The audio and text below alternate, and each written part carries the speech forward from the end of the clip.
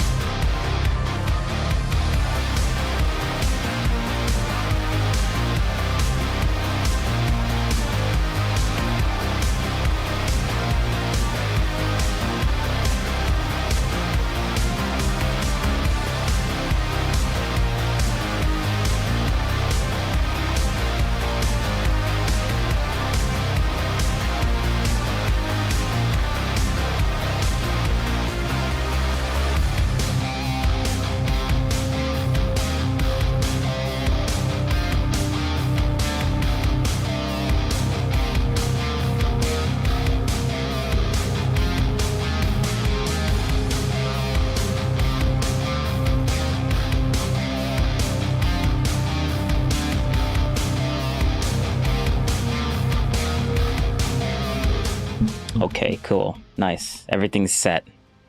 For the most part. Boom. Yeah, it's Trump's inauguration, and I found a stream that actually is streaming the stream. So I'm watching a stream of someone streaming the stream of Trump's inauguration, if that makes any sense. So yeah, we're gonna do that right now. Why not? Of the office on which I'm about to enter. On which I'm about to enter. So it's a little bit. I'm gonna go back just a little bit. I know. We'll just. Help me God. We're not gonna be live, but it's fine. We're only back like what? 3 minutes. That they do the vice president first. Do you think it'd be the opposite? That's an important oath, gang. I hope he keeps it. I hope he keeps it. I do.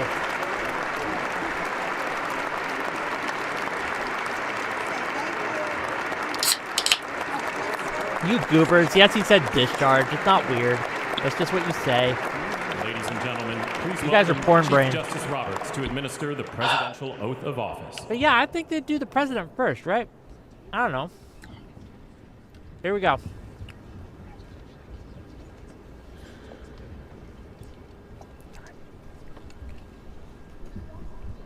Or maybe. Oh, they're changing out who gets to do it. Please raise your right hand and repeat after me. I, Donald John Trump, do solemnly swear. I, Donald John Trump, do solemnly swear. That I will faithfully execute. That I will faithfully execute. The office of President of the United States. The office of President of the United States. And will, to the best of my ability. And will, to the best of my ability. Preserve, protect, and defend. Preserve, protect, and defend. The Constitution of the United States. The Constitution of the United States. So help me God. So help me God. Congratulations, Mr. President. You know what Dusty would say to this? Liar. He's just lying. 100% lying. That's what Destiny would say. Obviously, I'm not Destiny, and I have the opposite take of what Destiny would actually say. So I think this is legit. This is cool. Official. There it is. It is official. Well, I mean, I'm 3 minutes behind, but it's all right. We're basically live. All right, so now that this is done, let's see. What is this guy talking about now? Yeah, are we allowed to say the economy's good now? Actually, wait. I don't know if I can even play this. Oh, well, he's streaming it on YouTube, so why can't I? Is that something we can do? Can we admit that we're in a pretty good place as a nation? Glory. Okay, sorry, Wick, but I cannot listen to you sing. Okay, all right. I think that's basically it. All right, yeah, that was the stream, and we're over. That's it. We're not gonna do anything else. Nah, I'm kidding. We also need to talk about. Wait, actually, let me live. I actually put some notes down. I got some notes of things that I want to talk about. I mean, I got my tabs open, so like, if you guys We got a bunch of tabs open. We got the we're gonna do the review of this guy, Ronald. That debate that we did before. We'll look into that. Maybe that'll be the first thing because it's like 14 minutes. But then this will be the bulk of what we're gonna be looking at, the most of it. Dr. K, or Healthy Gamer GG, on Bridges podcast. This was really good because he points out all the flaws within Destiny, and it's just good. It's great. 3 hours of it. It's awesome. And honestly, this is a really good discussion. Like, he points out the flaws in what Destiny, like, something he said made me think that something he said I can actually use against Destiny, even though he didn't really mean to like say it as like something to be used against Destiny. But yeah, so we also have this guy, the culture world. This Luke guy came back. This Luke, oh my god, where is he? This Luke dude. He's like a liberal guy. Good. I think he's a decent debater. But he tries to, well, not really. I say he's a decent debater, but only when it's running the way that he wants it to run. If it doesn't run, if the discourse doesn't run the way that he wants it to, he basically just freezes up and just literally just keeps reiterating himself over and over and over again, and then never get anywhere because he keeps trying to he reiterates himself all the time, and then he gets cut off because when he's done reiterating everything that he said before, like, people are like, okay, we don't need to like listen to you anymore. Let's, like, you've been talking for too long. That's his problem. So he never really gets to the point. But then the main person I want to talk about is Josiah, Destiny's Orbiter. Where is he? This guy right here. After the fact. No, you're wrong. This guy, Josiah. Yeah, we're gonna talk about him too. But I have this open, and we already watched this, so I can just delete that. Oh yeah, Ben Shapiro's reaction to Destiny, and this is also Jordan Peterson's reaction after Destiny's after the debate with Destiny. We'll watch that later on, not Prime. But yeah, I guess we'll listen to some of this because I guess his review of me. So I'm watching the review of me. This will be fun. Be great. The inauguration. Yeah, it was cool. It was great. We already finished it. Actually, maybe I'll do some of the Nah, whatever. Trump's in. This is great. It's cool. It's done. I got other stuff we got to do. Like, I got more important things to talk about. Unless does anything else happen here? Glory, hallelujah. All right, shut up, Wick. Thank you very much, everybody. Well, oh, so there's a speech. Okay. All right, we'll continue this until We'll see. We'll give it a minute. See if until it's done. Right. See if you're following things. It is my honor. Oh, here we go. And pleasure to introduce to you President Vance, Speaker Johnson, Senator Thune, Chief Justice Roberts, Justices of the United States Supreme Court. All right, so will this work? Let's see. Does this work? Yes, it does. President Clinton. Nice. President Bush, President Obama, President Biden, Vice President Harris, and my fellow citizens. The golden age of America begins right now. True. Do you agree, Wick? Oh yeah, this Wick guy down here in the bottom corner. He's a Democrat. We will flourish and be respected again all over the world. We will be the envy of every nation, and we will not allow ourselves to be taken advantage of any longer. But he's a cool liberal. I like him. He's a legit liberal. I mean, I will very simply put America first. Like, he doesn't have Trump derangement disorder or TDS. He's pretty, like, down to earth. He understands. but he just prefers the Democrats, and honestly, I don't blame him. He made some decent points. It's just that I don't have the same opinions as him, so that's why I don't agree with what he says. But he can have those opinions.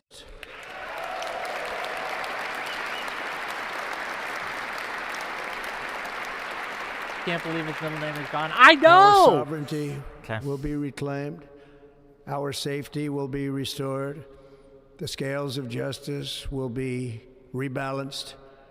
The vicious I swear, if Trump actually brings back TikTok, I'm gonna explode. I'm gonna have a head explosion. Well, I'm gonna have one explosion, and then I'm gonna implode back into myself, and then reconnect, because I'm gonna realize that well, he just got the youth vote. So I'm like, you know what? Fine. I guess I don't like TikTok, but he's bringing back TikTok, and a lot of people are gonna love him for that. And I'm like, you know what? He's playing politics, and you know what? I may not like it, but I understand it. And if more people support him because of it, then fine. I'll begrudgingly, well, I mean, I'll still call him out, but I'm not gonna hate him for it. Violent and unfair weaponization of the Justice Department and our government will end.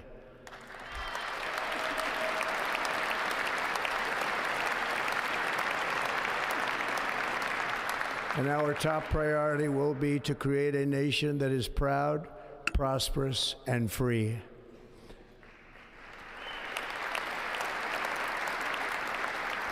America will soon be greater, stronger, and far more exceptional than ever before. I return to the presidency confident and optimistic. Oh, I can play a stream at 1.5 speed, because I'm not actually playing it live. I'm like a minute ahead, but by the time I catch up with it, it's going to go back to 1 time speed, because time doesn't move at 2 times speed in real life. So a thrilling new era of national success. That's cool. That's funny. Change is sweeping the country. Sunlight is pouring over the entire world, and America has the chance to seize this opportunity like never before.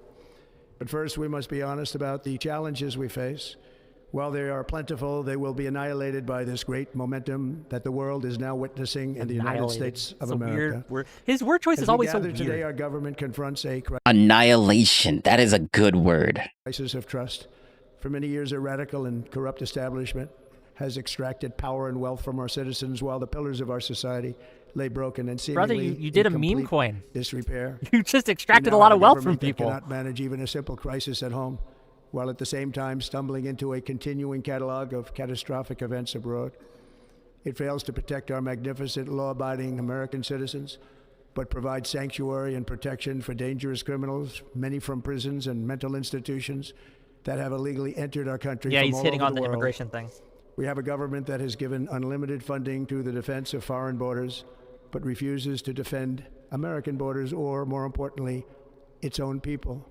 Our country can no longer deliver basic services in times of emergency, as recently shown by the wonderful people of North Carolina, who've been treated so badly, and other states who are still suffering from a hurricane that took place many months ago, or more recently, Los Angeles, where we are watching fires still tragically burn from weeks ago without even a token of defense. They're raging through the houses and communities, even affecting some of the wealthiest and most powerful individuals in our country, some of whom are sitting here right now. They don't have a home any longer. That's interesting. But we can't let this happen. Everyone is unable to do anything about it. That's going to change. Yes. We know. We get it. We get it, Wick. Democrats don't like the way Trump talks. Yes, we understand, bro. Times of disaster, yet more money is spent on it than any country anywhere in the world. And we have an education system that teaches our children to be ashamed of themselves in many cases, to hate our country despite the love that we try so desperately to provide. Yeah, the firefighters did their best for what they had, but they literally ran out of water. Like, how does that happen when you know that the state constantly has these types of these wildfires happening? Like, there was most recent devastated firefighter, California fires was, I think, recently 2017. Like, bro, you had like 17, like 7, almost 8 years of like preparation, making sure that your infrastructure is like beefier to handle these things. And you guys push that global warming is like the worst thing ever, and you guys still haven't like actually done anything about that. Like, you like California's a blue state, so like they're supposed to care about this stuff, which means if any state is gonna like have any deterrence for global warming, you expect the most bluest state in like America. Yeah, one of the most blue states in America, but like they still couldn't handle. It was a really bad fire, but still like. It shouldn't have just gone on like that. That's crazy. And they were like, I don't blame the firefighters. I blame like the infrastructure. Like they should have had that stuff in place. To them, all of this will change starting today, and it will. Because they literally, like firefighters were literally saying the water wasn't coming out of the hydrants. Like, come on now, that's not supposed to happen. That is obviously negligence on the government part. They were not prepared for this at all. And they have prior experience with this happening. This is not something that's new to them. It's one of the worst ones. Don't get me wrong, but like, what, 14% at one time of like pushing back the fire? You only swelled it from 10 to 14% within that day in 24 hours? Like, that's not okay. Like that you're very, like you were completely overwhelmed by that. And that's insane. I would at least expect maybe if it's the worst thing, maybe you're at 50% and you can't push back anymore. But that would make sense. But underprepared, like exaggerate very heavily. Change very quickly. We'll see.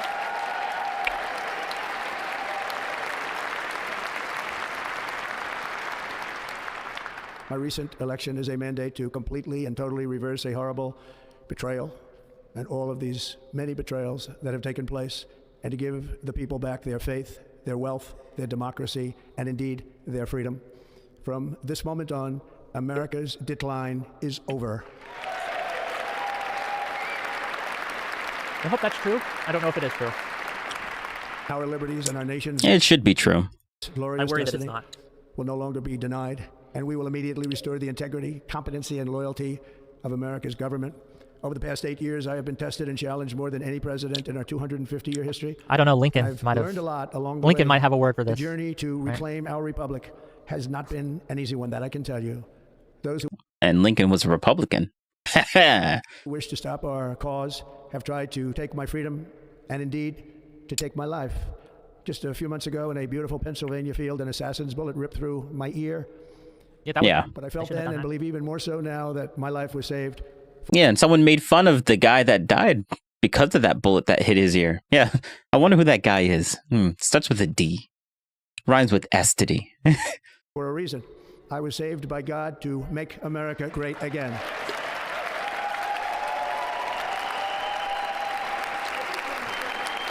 I don't. You guys. And then Destiny cries like, "Oh, no one wants to have me on your show anymore." And I'm like, "Oh, bro, they probably should have made fun of the guy that probably was about to get like that nearly got like annihilated at a Pennsylvania rally, and someone that actually did get annihilated at the Pennsylvania rally. It's like one of the I'm harping on it, but it's good to keep this fresh in people's minds so that Destiny's reputation stays the way that he made it. You're gonna say FTDS. You are. You're gonna say it. This is not a good speech. Wait, really? There's a way to say things like this in a unifying way, in a way to bring us together, in a way to make us a nation. This is not it. That is why each day under our administration of American patriots, we will be working to meet every crisis with dignity and power and strength. We will move with purpose and speed to bring back hope, prosperity, safety, and peace for citizens of every race, religion, color, and creed. For American citizens, January 20th, 2025 is Liberation Day. How is that unifying? How is that not unifying? I didn't feel in prison. It is my hope that our recent presidential election will be remembered as the greatest and most consequential election in the history of our country. As our victory showed, the entire nation... Not gonna lie, probably is gonna be. Our agenda with dramatic increases in support from virtually every element of our society. Abby Anders. Men and women, I.e. good day, African good Americans, day. Hispanic Americans, Asian Americans, urban, suburban, rural, and very importantly, we had... Hey, Abby. How you doing? I look over here, but like, you're over there. We're watching this guy, he's a Democrat watching the inauguration. So I'm watching him watch the inauguration. A powerful win in all 7 swing states, and the popular vote, we won by millions of people. That's true. I mean, I would take issue with powerful. To the Black and Hispanic communities, I want to thank you for the tremendous outpouring of love and trust that you have shown me with your vote. We set records, and I will not forget it. I've heard your voices in the campaign, and I look forward to working with you in the years to come. Abby Anders. Today is Martin Luther King. Haha, Nikki. Nikki, nice. Day, and his honor, this will be a great honor. But in his honor, we will strive. So far, this guy is saying that Trump's speech is like not good, and I'm like, what do you mean? How is this not good? Together to make his dream a reality. We will make his dream come true. I mean, I hope he will. I hope. Abby Anders. I'm watching on Fox. Thank you. I think I need some subscription to watch it on Fox. Is now returning to America, and confidence and pride is soaring like never before. In everything we do, my administration will be inspired by a strong pursuit of excellence and I'm a little too lazy to find the source that he's watching this from. success. We will not forget our country. We will not forget our Constitution, and we will not forget our God. Can't do that. This is gonna be a fun 4 years. Abby Anders. Wow, yeah, how is this speech not good? Abby Anders. Haha. Just pay attention. With these actions, we will begin the complete restoration of America and the revolution of common sense. It's all about common sense. Order, please. First, we will declare a national emergency at our southern border. That was expected. What does that mean, though? It literally means what he said. Like, what do you mean? What does that mean? Like, you know what he did back in 2019. No, 2020. You know what he did back in 2020. Like, he literally already did that and made it so that people catch and release, basically, or remain in Mexico. Like, that's literally what he was talking about. Like, what do you mean? What does that mean? You know this. He knows this information. He's just feigning ignorance right now, I think. Because he really doesn't like the man. What is the result of that? You declared Biden looked like he was sleeping in the beginning, lol. Yeah, because he's done. He's done. the emergency to what, precisely? All illegal entry will immediately be halted, and we will begin the process of returning millions and millions of criminal aliens back to the places from which they came. We will reinstate my Remain in Mexico policy. Wow. Okay. Nice. Good. He said it. Thank you. Oh, yeah. If you're watching it on Fox, I am like 3 minutes behind, so. And release. And I will send troops to the southern border to repel the disastrous invasion of our country. Under the orders I signed today, we will also be designating the cartels as foreign terrorist organizations. That is going to have interesting consequences. What does that even mean? Interesting consequences? What? So good consequences? Bad consequences? What are you saying? What are you saying? Allows for certain actions. You guys think there's going to be military strikes against him? From our military? I wonder if he's pushing for that. And by invoking the Alien Enemies Act of 1798, I will direct our government to use the full and immense power of federal and state law enforcement to eliminate the presence of all foreign gangs and criminal networks, bringing devastating crime to U.S. soil, including our cities and inner cities. As Commander-in-Chief, I have no higher responsibility than to defend our country from threats and invasions, and that is exactly what I am going to do. We will do it at a level that nobody's ever seen before. Next, I will direct all members of my cabinet to marshal the vast powers at their disposal. Like no one has ever done before. That's literally his quote. That's his saying. That is his saying. Bro, I love the way he speaks. Defeat what was record inflation and rapidly bring down costs and prices. How? The inflation crisis was caused by massive overspending and escalating energy prices, and that is why today I will also declare a national energy emergency. We will drill, baby, drill. I want to see those gas prices immediately drop. I took pictures of my local gas prices, and I'm gonna compare it to tomorrow because, like, maybe today things won't really have like this. This is probably when the executive orders will go into play, but tomorrow is probably when the gas prices are gonna change dramatically. I want to see them. I want to see it drop by at least 10 cents. All of them, like on the board. If they don't drop, then we're gonna complain. I don't. So Trump, if you guys remember, spent a ton of that national debt. He raked it up. Also, drilling. President Biden enabled more drilling than he did. Once again, and we have something. That's great, but the gas prices went up underneath Biden, so doesn't matter if he was drilling or not. Trump is gonna maybe he says drill baby drill, but if the gas prices go low, it doesn't matter. Doesn't matter. He needs to make it go low. Maybe he's not explaining it properly. It needs to go. It needs to go low. It needs to go down. Something that no other manufacturing nation will ever have. The largest amount of oil and gas of any country on earth, and we are going to use it.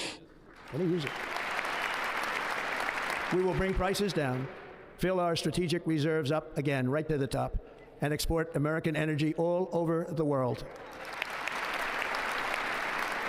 We will be a rich nation again, and it is that liquid gold under our feet that will help to do it. I have no issue with drilling. With my actions today, we will end the Green New Deal and we will revoke the electric vehicle mandate, saving our auto industry and keeping my sacred pledge to our great American auto workers.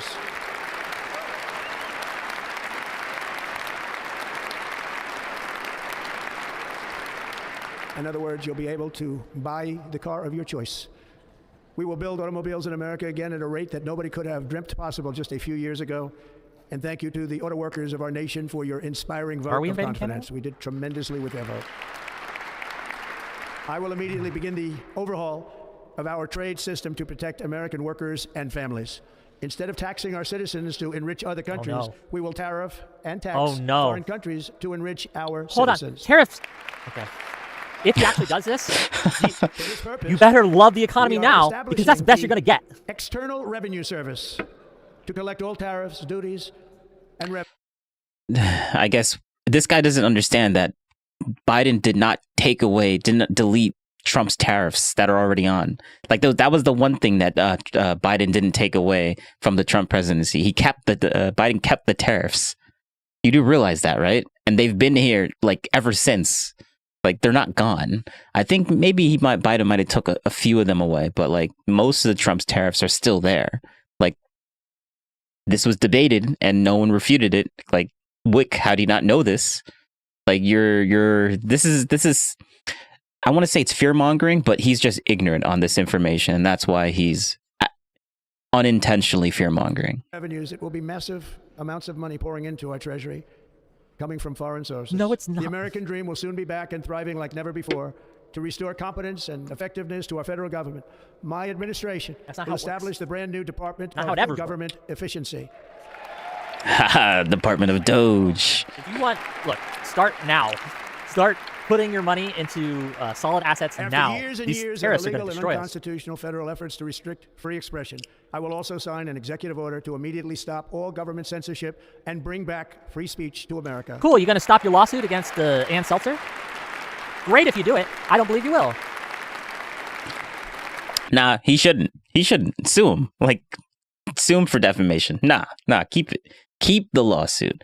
How many lawsuits does Trump have, or indictments did the government put on Trump?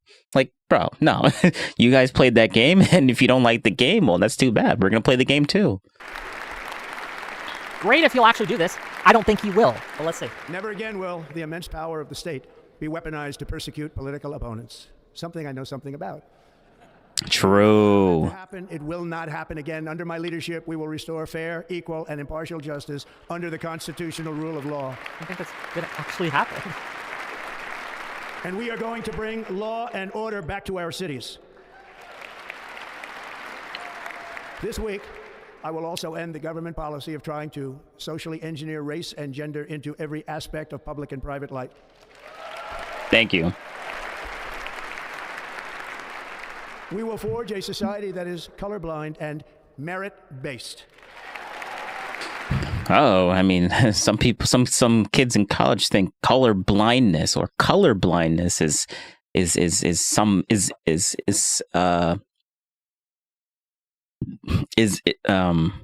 the word? Like they say color blindness is like some sort of gateway drug to like white supremacy or something. Obviously, gateway drug is not the actual term, but like there's some sort of connection to it. And yeah, I think it's a BS argument, by the way, but that's what they say. Or at least that's what I've heard. It will henceforth be the official policy of the United States government that there are only two genders, male and female.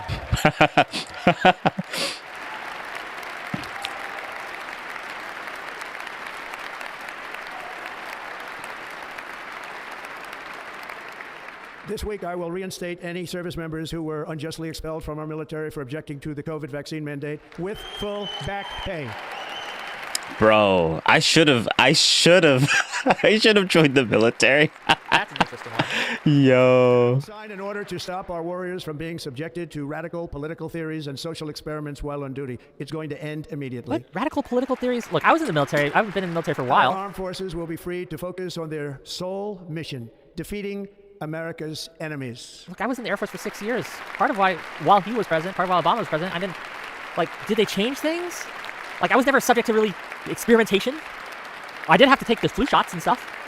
We didn't have the COVID stuff back then, but we were mandated to take flu shots. We were mandated to take all sorts of vaccines. It was never an issue. Yeah, you could argue if you're forced to take those things and if it's untested.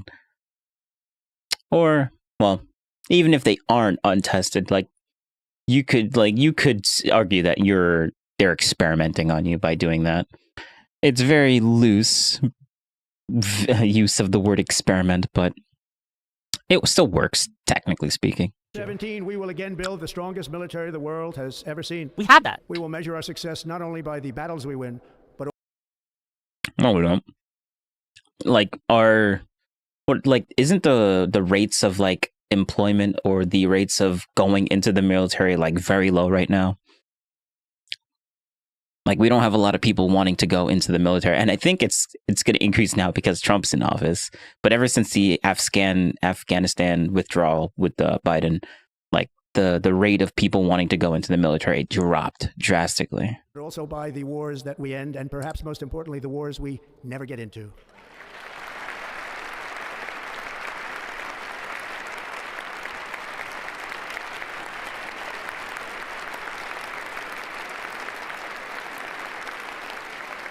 My proudest legacy will be that of a peacemaker and unifier. That's what I want to be, a peacemaker and a unifier.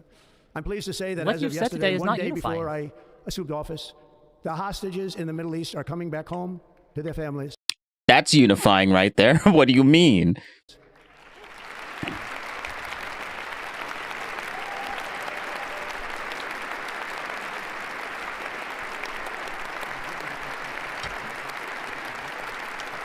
Thank you. America will reclaim its rightful place as the greatest, most powerful, most respected nation on earth, inspiring the awe and admiration of the entire world. A short time from now, we are going to be changing the name of the Gulf of Mexico to the Gulf of America, and we will restore the name Retarded. of a great president, William McKinley, to Mount McKinley, where it should be and where it belongs. The Gulf of Mexico thing's retarded. That's retarded. Is that what you're gonna... Is it really? President McKinley, It's not even made our bad. country It's very just rich dumb. through There's nothing tariffs, wrong with it, I talent, guess. It's just a dumb. natural businessman, and gave Teddy Roosevelt the money for many things he did, including the Panama Canal, which has foolishly been given to the country of Panama after the United States. The United Actually, you know States, what? think of this, spent more money than ever spent on a project before and lost 38,000 lives in the building of the Panama Canal. We have been treated very badly from this foolish gift that should have never been made, and Panama's promise to us has been broken. The purpose of our deal and the spirit of our treaty. It's not retarded. I just realized I didn't even respond to that. Like, no, it's not. It's just, you're just over exaggerating. You just don't like it. You just don't like it. Has been totally violated. American ships are being severely overcharged and not treated fairly in any way, shape, or form, and that includes the United States Navy. And above all, China is operating the Panama Canal, and we didn't give it to China. We gave it to Panama, and we're taking it back. True. As last I heard, the I don't know what they're called, president of Panama. I don't know if they're a chancellor. I don't know. They've said that's not happening. So are you going to do this by force, Mr. President? Above all, my message to Americans today is that it is time for us to once again act with courage, vigor, and the vitality of history's greatest civilization. I ain't going to die for Panama. I'm not going to die in some fucking war in Panama. We will lead it to new heights of victory and success. We will not be deterred. Together we will end the chronic disease epidemic and keep our children safe, healthy. So he's just assuming that Trump is just going to like, yeah, we're just going to send troops automatically and not like do some negotiation to get Panama, just like how we did negotiations before for why they ended up getting Panama. But like we gave it to the other people, not these guys. So, and China is trying to like have like some sort of like stake in it, but he's literally just using the worst case scenario as like, oh, that's what Trump is supporting right now. And I'm like, no, like you're way heavily over exaggerating what Trump is saying when he says the whole Gulf of Mexico, Gulf of America, or whatever. Like, chill. And disease-free. Fear-mongering. The States will once again consider itself a growing nation, one that increases our wealth, expands our territory, builds our cities, raises our expectations, and carries our flag into new and beautiful horizons. And we will pursue our manifest destiny into the stars, launching American astronauts to plant the stars and stripes on the planet Mars. Okay, so I would love to go. Well, this is hard. I would love to go to Mars, but at the same time, I don't want to go to Mars because, like, I know it's gonna take a very long time to get there, and it's also gonna take a very long time to get back. I'm talking like what, a couple months, almost a year, like 9 months to get there, depending on when you leave. Between like I think what 6 to 9 months or something. Because of like the rotation of the planets and stuff like that, and when we're closest. Yeah, that's yeah. I don't know. And there's nothing there on Mars, but I would love to go there just to see it, take a recording, take a picture, and then go back. But then I'm like, the amount of money it takes just to send a rocket into space is insane. I would need to be a multi-billionaire to do that.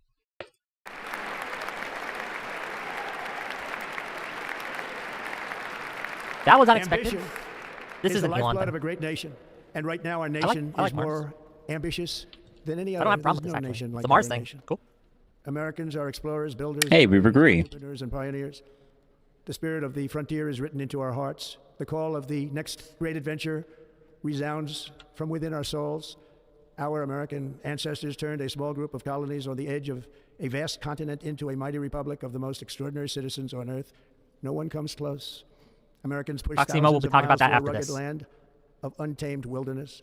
They crossed deserts, scaled mountains, braved untold dangers, won the Wild West, ended slavery, rescued millions from tyranny, lifted billions from poverty, harnessed electricity, split the atom, launched mankind into the heavens, and put the universe of human knowledge into the palm. I don't think they take Discover here. Oh no! Discover. Oh no! It's accepted in Ads! 99% of places. They got us, gang! Found a flight. I don't I'm in the care. app. Oh, We forgive yeah. you. Ads.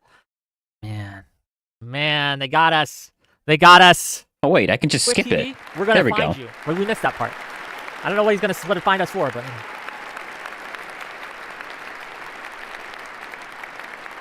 I stand before you now as proof that you should never believe that something is impossible to do. In America, True. impossible is what we do best. He's literally a 2-term president. Let's go. New York to Los Angeles, from Philadelphia to Phoenix, from Chicago to Miami, from Houston to right here in Washington, D.C., our country was forged and built by the generations of patriots who gave everything they had for our rights and for our freedom. They were farmers and soldiers, cowboys and factory workers, steel workers and coal miners, police officers and pioneers who pushed onward, marched forward, and let no obstacle defeat their spirit or their pride. Together they laid down the railroads, raised up the skyscrapers, built great highways, won 2 world wars, defeated fascism and communism, and triumphed over every single challenge that they faced. After all we have been through together, we stand on the verge of the 4 greatest years in American history.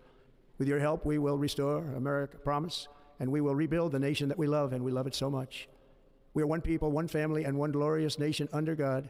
So to every parent who dreams for their child, and every child who dreams for their future, I am with you, I will fight for you, and I will win for you. We're going to win like never before.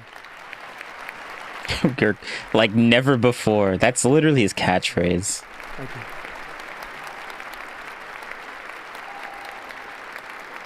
you. We'll see.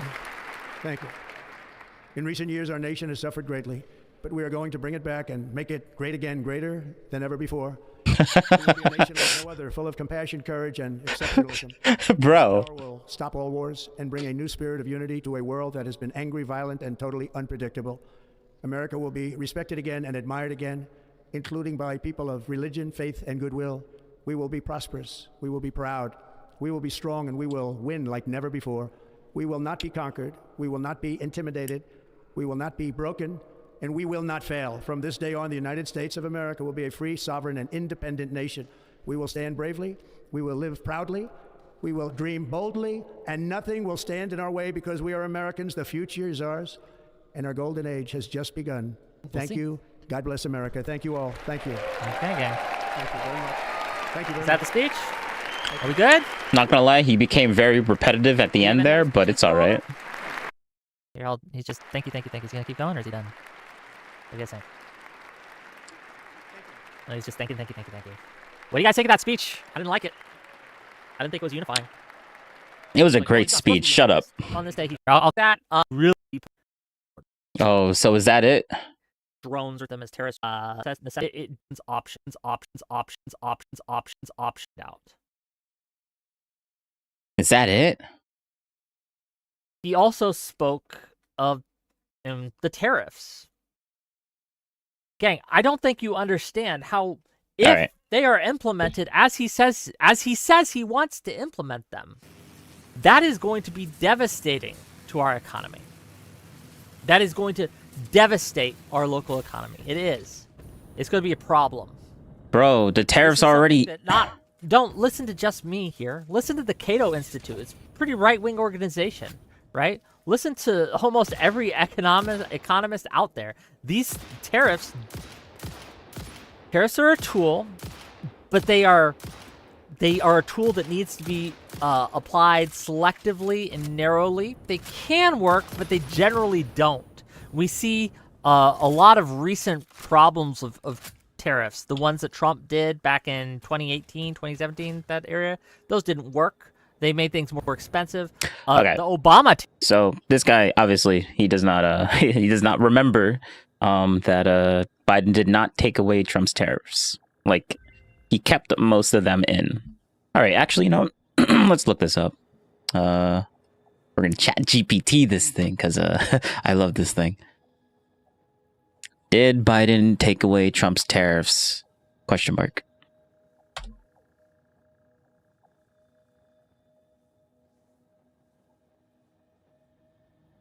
Wow. Okay. President Joe Biden has maintained and, in some cases, expanded upon the tariffs initially imposed by former... Hold up.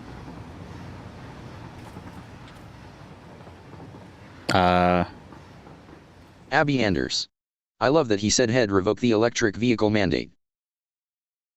Yeah, yes. Yes, honestly. Like, it's gonna hurt Tesla a little bit, but Teslas are like the best cars in the world. Like, you shouldn't have to be forced to like get an electric car if you don't want an electric car. Like, that's stupid. Like, electric cars are supposed to be better than gas cars. That's why people are gonna get them. Like, this is just forcing people to do that. It's just dumb.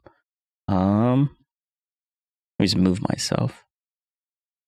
But yeah, wow. Okay, so like this guy's crying over tariffs, and I'm like, Biden didn't even like take them away, and in some cases, he retained them and increased it. So like, this isn't even I don't understand why he keeps like he's making a big fuss about the tariffs. Oh, he's gonna put tariffs in, it's gonna make things worse. And I'm like, I guess technically, but like the tariffs are already here. Like they're already. And maybe his criticism is that he's gonna add more tariffs than what he's previously put in place. But still, it's just. I think he's blowing it out of proportion. Tariffs. Those made things more expensive, right? Like, all the recent tariffs in recent years have done is drive up prices for Americans. Like, he talked about how it's not going to tax us, it's going to tax foreign countries. That's not how tariffs work. The foreign country doesn't pay the tariff, we do. So if an American company wants to get steel from a foreign source, they... I mean, there is a way to force the other country to actually like pay it, but that depends on like the foreign country. If the foreign country is completely reliant on the U.S. economy, they will have to forcibly go with the tariff, because people will just like not buy their products because their products are too expensive. Truth. Yeah. Have to pay extra to do that. The people selling them the steel don't have to pay. It's the people buying the steel that have to pay, right? And it's going to be a problem. Well, not really, because like there was okay. So the debate with this lady. I mean, no, not this lady. Not this person. Where is it? This lady right here. She actually perfectly explained the she gave like an example in this debate with this dude on the tariffs part. Let's see. Can I find it?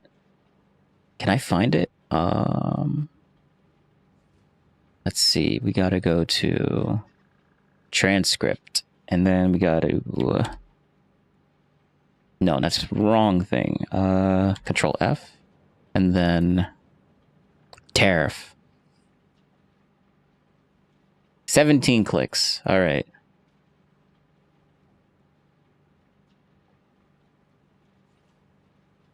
Is this it? All right, I'll just give you one example. Tariffs on steel and aluminum. He imposed a 25% tariff on steel and aluminum.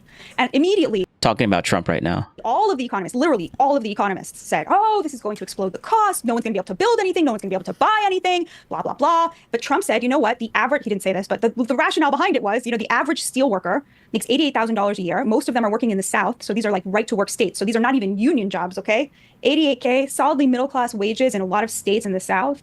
We're going to protect this. Like, why would we flood the market with tons and tons of cheap Chinese, steel and aluminum? We're going to protect our industry. Just as a quick thing. So I'm looking at steel production figures, and I don't see this moving in a positive direction, basically, at all under Trump. It's about the same as it was under Obama, so I don't believe that. Number one. Number two.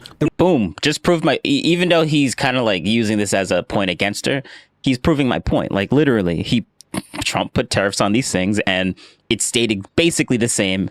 Like, the prices of like these items stayed basically the same, which is good. It didn't go up, which is what everyone keeps saying. Oh, it's going to go. Everything's going to get more expensive. Everything stayed the same. That's what he just basically proved here. That's the whole point. You put tariffs on the other country, they pay more, and our sales end up like they might have increased a little bit, but they stagnate. The reason that's exactly the point. He protected it from going down. It wasn't going down. It was. It was because he put the okay. I don't know what you're looking at on your screen, but what you also have to. You also have to. What is she talking about? Aluminum. He imposed a 25% tariff on steel and aluminum, and immediately all of the economists, literally all of the economists, said, "Oh, this is going to explode." Yeah, but I mean, like, she literally just made the point. Perfect. I'm glad I have her like just right there. I like this pastor guy. Pastor guy? Abby Anders. Like preach. Abby Anders. Like preach. Pastor guy? You mean this guy? Or are you talking about the girl? This girl. Are you talking about this girl? But yeah. We'll see the details, those James. Yeah, like, we have to absolutely see the details. But again, based on what he says, which is the only thing I can go on, man, it's a real problem. I will say one thing I liked, though. It's not a real problem. One thing that I'm actually positive for, okay? Oh, Mr. Democrat. I liked one part of the speech. Okay. I like the Mars thing. I know you guys don't like the Mars. I like the Mars thing. Okay, see, okay, so this is why I'm not too, I can't really be too judgmental on this guy. Like, yes, I love the Mars thing too. That's great. That's awesome. That's epic. I think we should do more space stuff. Yes, true. I want to go to Mars. Or I want to send people to Mars. Specifically, people I don't like. But no, Mars. Great. Awesome. Let's do that. Developing the technology to get to Mars is going to be a benefit to the nation. Space exploration is something that will benefit humanity. Absolutely. And that's good. I like that. Let's get a Mars base going.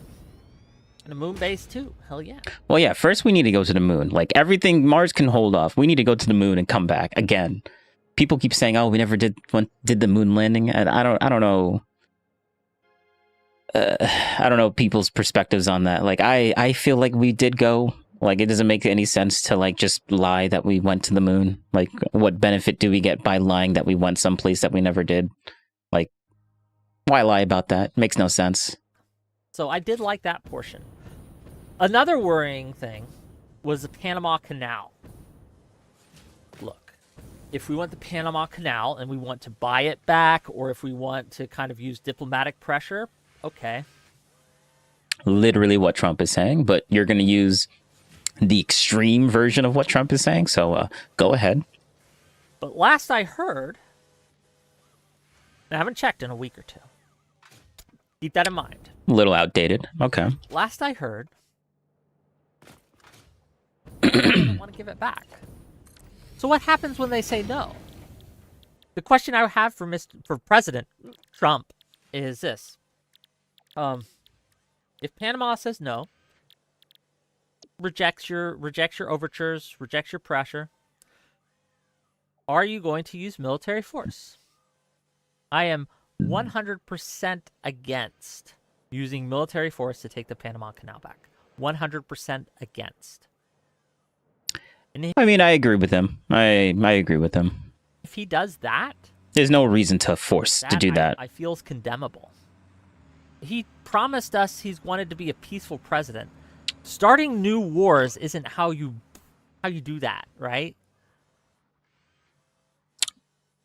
Is that what he said in the did Trump actually say that verbatim, or is that what he's assuming?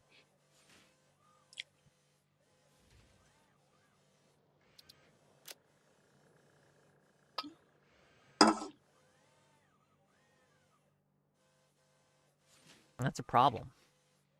Anything else that he covered that you, dear viewer, what things did you find interesting about the speech? Yeah, we're done with the inauguration stuff, gang. We're done with that. All right. Give me a second. Well, I mean, let's see, because we're still like behind. So I don't do this kind of drama thing, but this is something that is news, and it is something that the person who is impacted is coming out about. It deserves to be covered a little. And here we go. Oh, what are we talking about? Pixie. We know Pixie. We like Pixie. Well, I don't know this person. On November 29th, the streamer Destiny non-consensually shared my nudes, making me a victim of revenge porn. I'll be suing him in federal court. Link. What? What? What? I'm going to be clear, real clear. I am not a judge. I am not a jury. I am not able to make any kind of... I'm not a shared Okay, nudes. The only reason I care about this is because the guy named Destiny. Destiny is this dude. No, he is... What is he? He's... Oh, it's not even on anymore. Boom. He is... Where is he? Where is he? Where is he? Where is he? This guy. This is the Destiny guy. So this guy... It's only alleged, though. So, like, I don't know if this is true or not, but that's... Destiny, what are you doing? What are you doing, Destiny? That's kind of nuts. Making a victim of... Okay, I will be suing him in federal court. Here's my story. Wow. Be a victim of revenge porn. I'll be suing him in federal court. A link to their story, which I've clicked on. This is correct for Destiny, right? He's telling us. But if this is correct, and if Pixie's telling the truth here, this is very bad for Destiny, right? This is extremely bad for Destiny. It was not okay what he did. He should not have done it. Why are you assuming that he actually did it, though? This is alleged. This is just some random Twitter person that just posted this on Twitter. And, I mean, we'll have to watch the link, but I'm not interested in that type of drama. Maybe Destiny will address it. He'll probably address it, probably, maybe. There are a court system... Actually, hold up.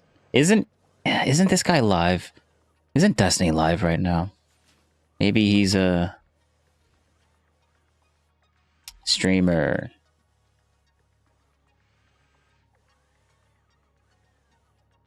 No, he's not live right now.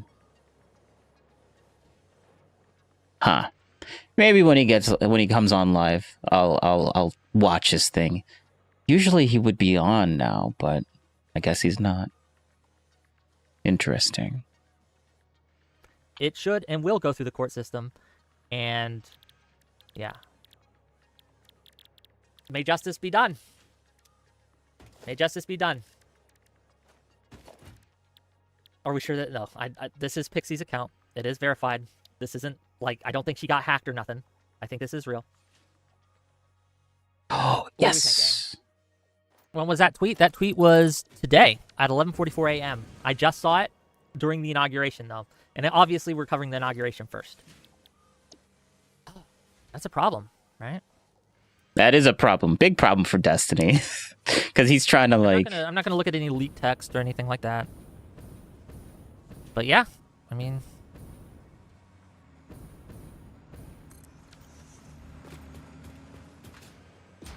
Let's read her Substack on it.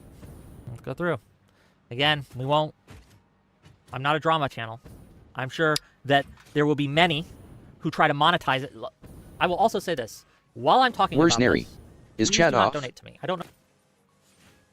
No, chat is not off. Chat is still on. But tell me, can you hear it? Because I can't tell if you guys can hear it or not. You should be able to. Like, the line is moving whenever people are saying stuff, but it might not be in... Where's Neri? Hey, yeah. Perfect. Awesome. Let's go. Did you hear anything about the... So, like, the inauguration stuff is basically over. Trump's in. We watched the speech. That's the only thing you basically missed. I don't know how to turn off my stuff. Or I would. But now we're watching this other streamer, Democrat, but he's a better Democrat than Destiny, so like Where's Neri? he's all right. Those pardons. Yeah, those pardons. Wait, I didn't watch the full speech. Did Trump actually say that he's gonna pardon the like in that speech, the January 6th people? Did he say that Where's verbatim? Neri? Is Wick TV?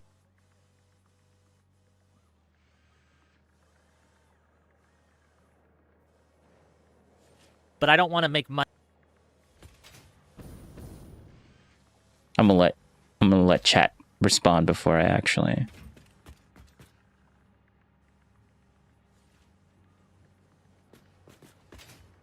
Play the rest of this, because like Wick TV is only talking about Where's Neri?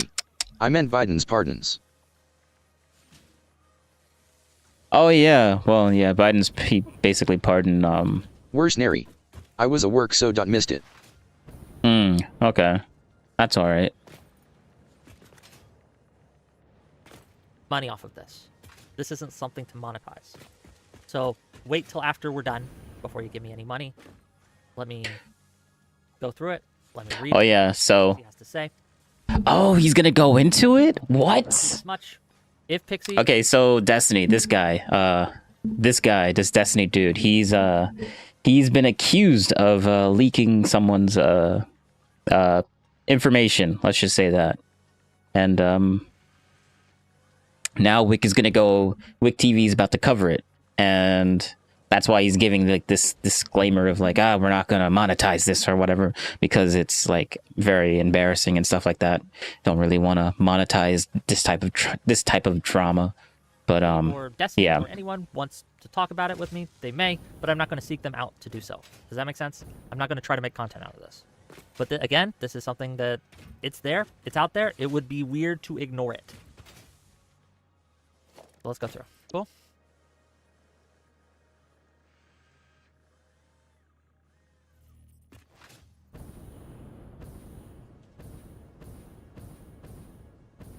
Well, this is important, gang. Like, it's worth talking about. So let's look at it. Yeah, look, and honestly, gang, it's not a good idea if you're having a court date to come on stream and talk about your court shit. It's probably not a good idea. Well, let's read what she already said on her Substack. I will be suing Stephen Kenneth Bonnell II. On November 29th, I learned that the streamer Destiny had non-consensually shared pornographic content of me online. My dignity, peace of mind, and hopes for the future were stripped away in a mere matter of seconds, following the betrayal of someone I previously trusted. I am at least the third person he has done this to. I hope to be the last. I will not be commenting on the experience of the other women he has hurt, as it is not my place or story to tell. I will, however, share my story in the hopes of preventing this from occurring again. I've known Destiny for around 5 to 6 years now, and often find myself in heavy disagreement with him. Despite this, I do my best to see the best side of all people, trying my hardest to spread positivity and create understanding where I can. It's corny, but I want to meet people where they are and focus on which ways we can build bridges together towards a better future for everyone. Some people call this a fault of mine. They claim I am naive and should be more careful. Those people are right. When I was 19, over 5 years ago, I was extremely sexually inexperienced and sheltered. Being severely terrified of leading someone on, or sexual assault, I thought I could trust Destiny, who I had multiple long conversations with regarding consent and boundaries. So you can imagine my surprise when I discovered he distributed pornographic content of me without my consent. Yes, you read that right.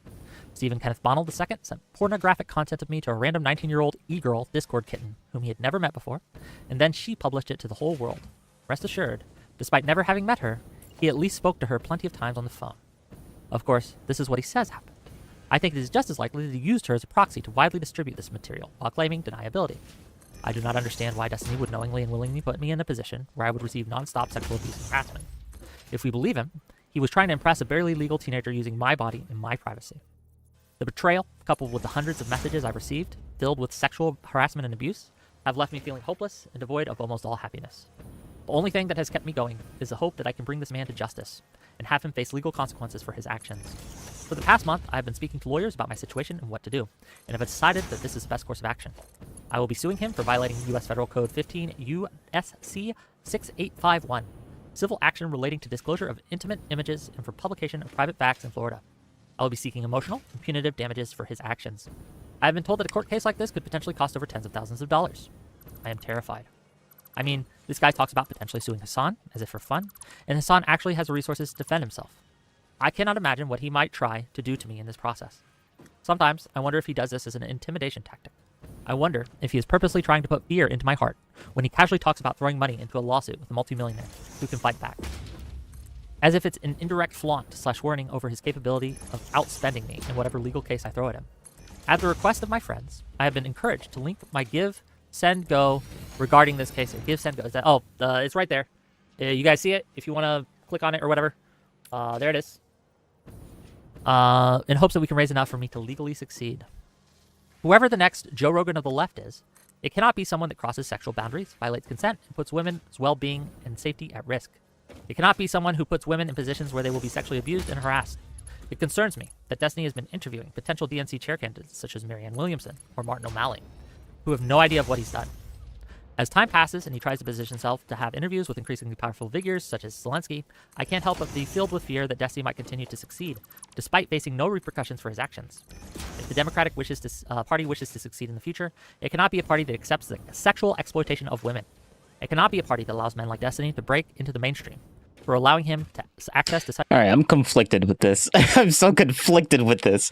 Because, like, on one hand, I'm like, you know what? If Destiny gets deleted by this allegation, I'm like, you know what? Whatever. Who cares? Like, it destroys his credibility, which is kind of like my existence in the first place. But then I'm like, oh, but for something like this? Bro, I don't know. This is... Because, like, all of this is allegations. And she kind of just proved it. Like, I guess he sent it to one person and then that other person distributed it. And that's, like, the main... Like, that's not... I wouldn't necessarily say that's on Destiny. I mean, Destiny has some fault, but, like, the other person was the one that leaked it to everyone else. But I guess the conspiracy theory is that... Let him go. Let him go. Let him go. Let him go.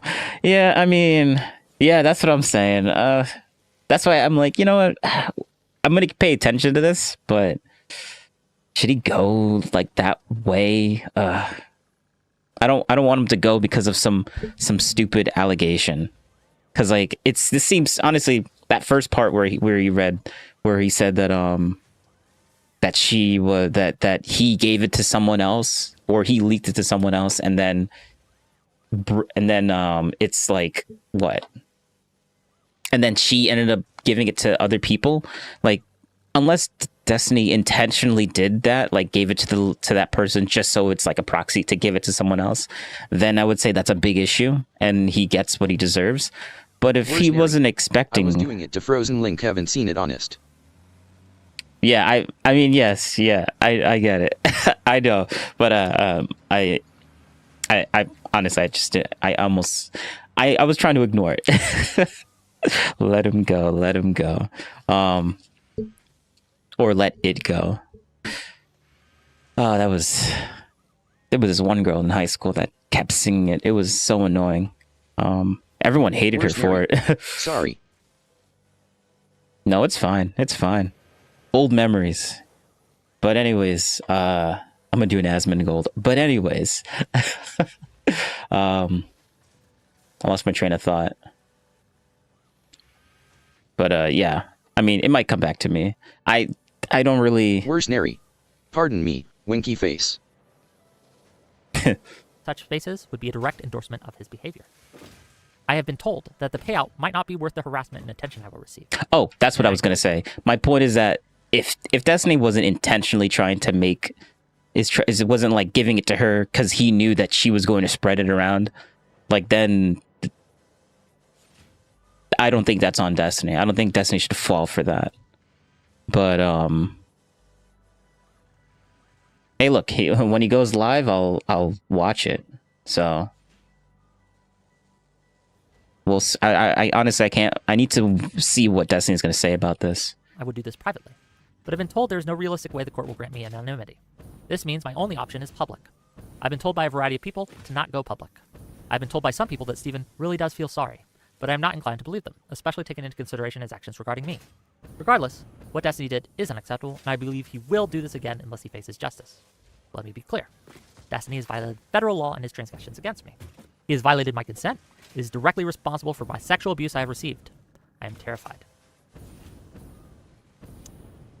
There you go, gang. Her words. I mean, she kind of has to say that. If this is true, and I have no reason to doubt it is, I believe I've met Pixie. I know Pixie. She doesn't seem like a liar. She doesn't strike me as a liar. It is unacceptable. I don't defend indefensible behavior. If Destiny did this in the way that was sent, it is unacceptable. And he should face consequences. I am not a judge. I am not a court. I am not the one to give him consequences for this. Right? And I do believe people can repent and be better. One thing I will say. Yeah, Destiny, repent. I do hope Destiny repents of this and does be better. Again, I'm not a court. I'm not a judge. I'm not these people. I'm not their parents. I'm not anything. I'm just a guy, okay, who's talked to them both. If this is true, and if Destiny did it, Destiny should say, yeah, I fucked up. I fucked up, and I will pay the damages. I will make restitution. That's the path, right? That's the path. Where's Neri? Does he ever admit a mistake? Please.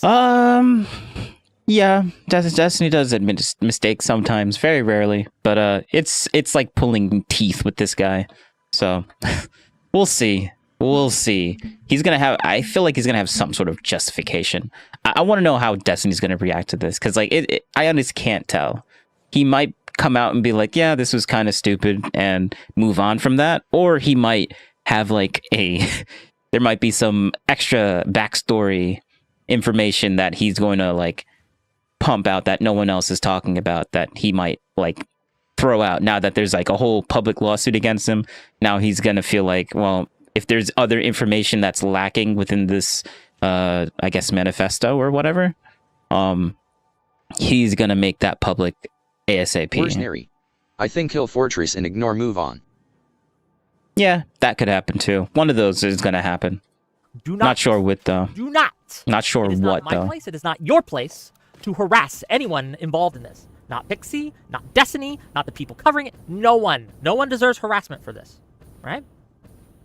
We're not here to get the bad guy or anything like that. What we're doing here is Pixie wants peace. The H3 show says, are you done sweeping? I just joined. How am I sweeping? What is this sweeping? I am saying, don't harass anyone. That's not sweeping. It's not our place to punish. Our place, again, we report on this thing. Okay? Pixie gave her statement. We'll see what Destiny has to say. Gang, if what Pixie is saying is true, the line has been crossed and restitution is due. That's frankly it.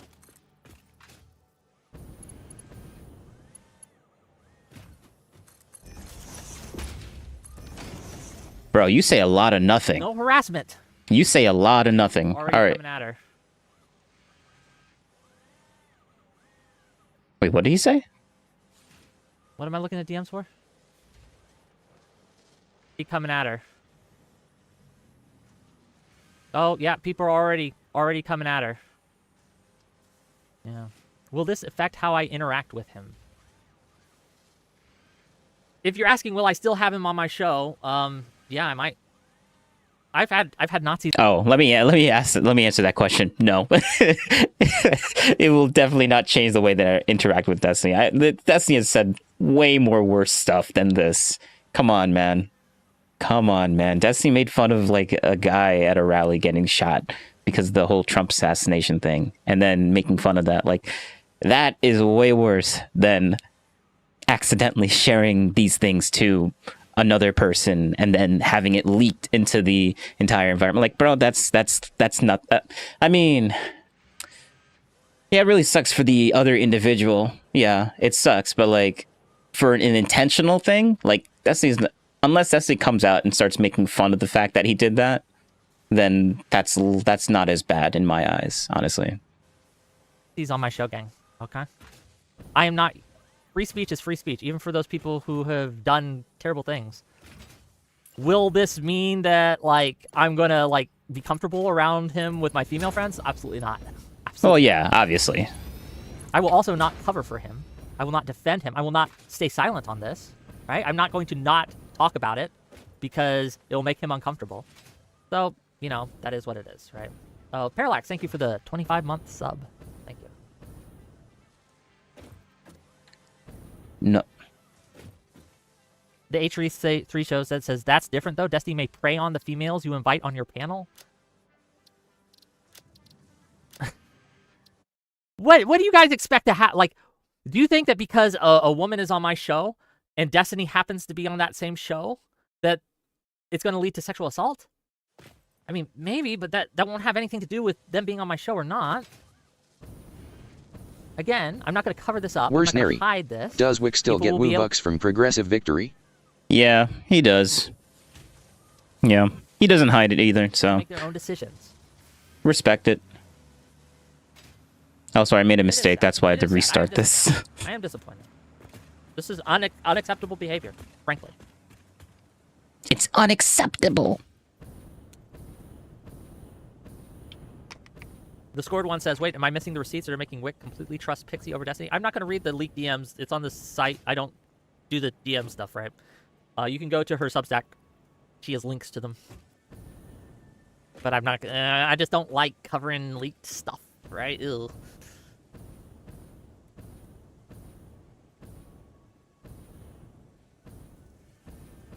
Yeah, apology is the least that he could do. But yeah, again, the courts will make this decision. I'm not here to make a... Yeah, the courts will decide. Frankly. Can I encourage my audience not to send nudes? Yeah, don't send nudes.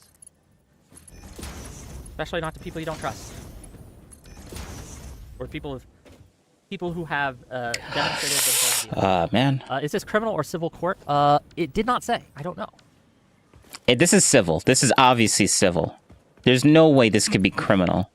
From like for the amount of information that she... I called it 5 minutes ago, but I think Destiny survives this. Maybe. Again, do I think we should destroy Destiny over this? No.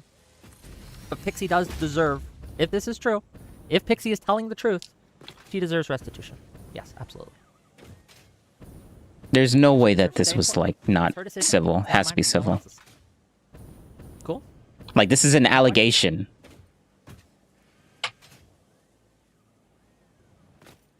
Any questions for me? I don't know. I'm not any of these people, right? So I can't do that, but yeah. You know, it's funny. I could join his stream. Like, I'm in his Discord. I could join his stream if I really wanted to, but I'd rather just passively consume his content. No thank you. Like, that's fun. That's fine. If her court case fails, the courts have decided, right?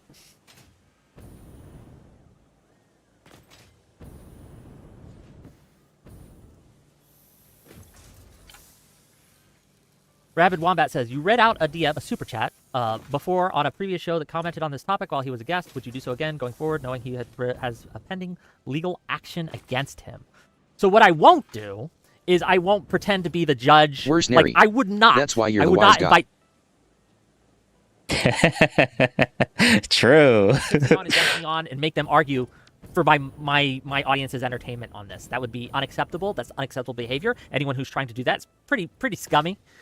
If either of them wanted to wait, what are you saying? What did he just say? Them argue for my audience's entertainment on this. That would be unacceptable. That's unacceptable behavior. Anyone who's trying to do that is pretty scummy. If either of them wanted to come on and talk about it, I would encourage them not to. But if they insist, they insist. I mean, it's if there's pending legal action, you should not be going on streams about this. You should not be talking about this on streams. That is just a bad idea. He's playing like the moral high ground type thing, and I'm like, it's borderline cringe. Think about the money. Look, it's okay, Rabin. It was a super chat. The H3 show says, Wick, you seriously think that there's a scenario where Destiny suffers no damage and Pixie gets justice at the same time? The damage will be decided by the courts. The courts will decide what. Actually, yes, that probably will end up happening, because like this is not the first time Destiny had some weird scandal with a female. Like there's other drama stuff that Destiny went through. Like this is probably like the fourth or fifth time there was some sort of scandal with Destiny and some what do you call them? OnlyFans girl or whatever. Like it's just come on now. And Destiny's still here, kind of unscathed. He's literally gonna leave. He's gonna leave this unscathed, no matter what. Like he might get some hit, but like he's just gonna move on from it. This is gonna be like he is so deep in the political stuff right now. He does not care about this type of stuff. He might even just say I'm sorry and just move on. Like he does not care. Or what has to happen here? Maybe he might care. The weird thing though is that this Pixie lady, wasn't she on his election stream? Wasn't she on his election stream? The 12-hour thing that I made a whole video on? I think she was on there. I think. Right? Wait, who is this? Let's figure this out. Who is this Pixie person? Should probably figure that out. Who is this actually, hold up. All right, so we're 11 minutes. Let's see.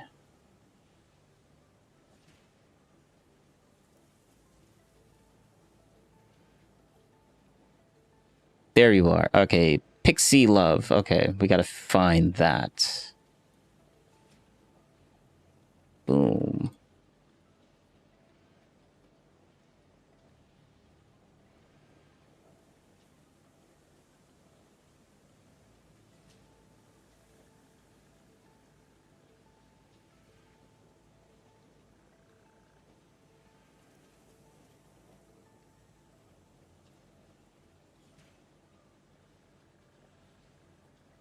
Huh, did I put that in wrong? Yes, I did. Why is the X before the I?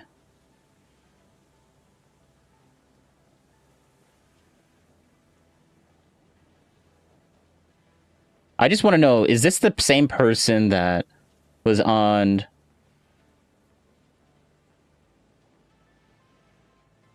Media? No.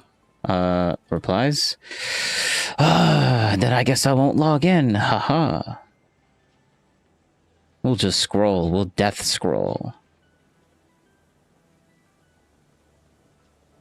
Oh, that! Contributing to the two.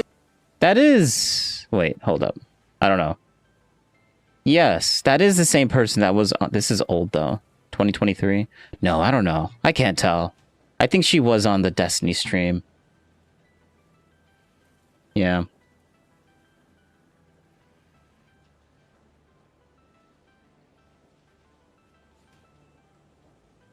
In federal court.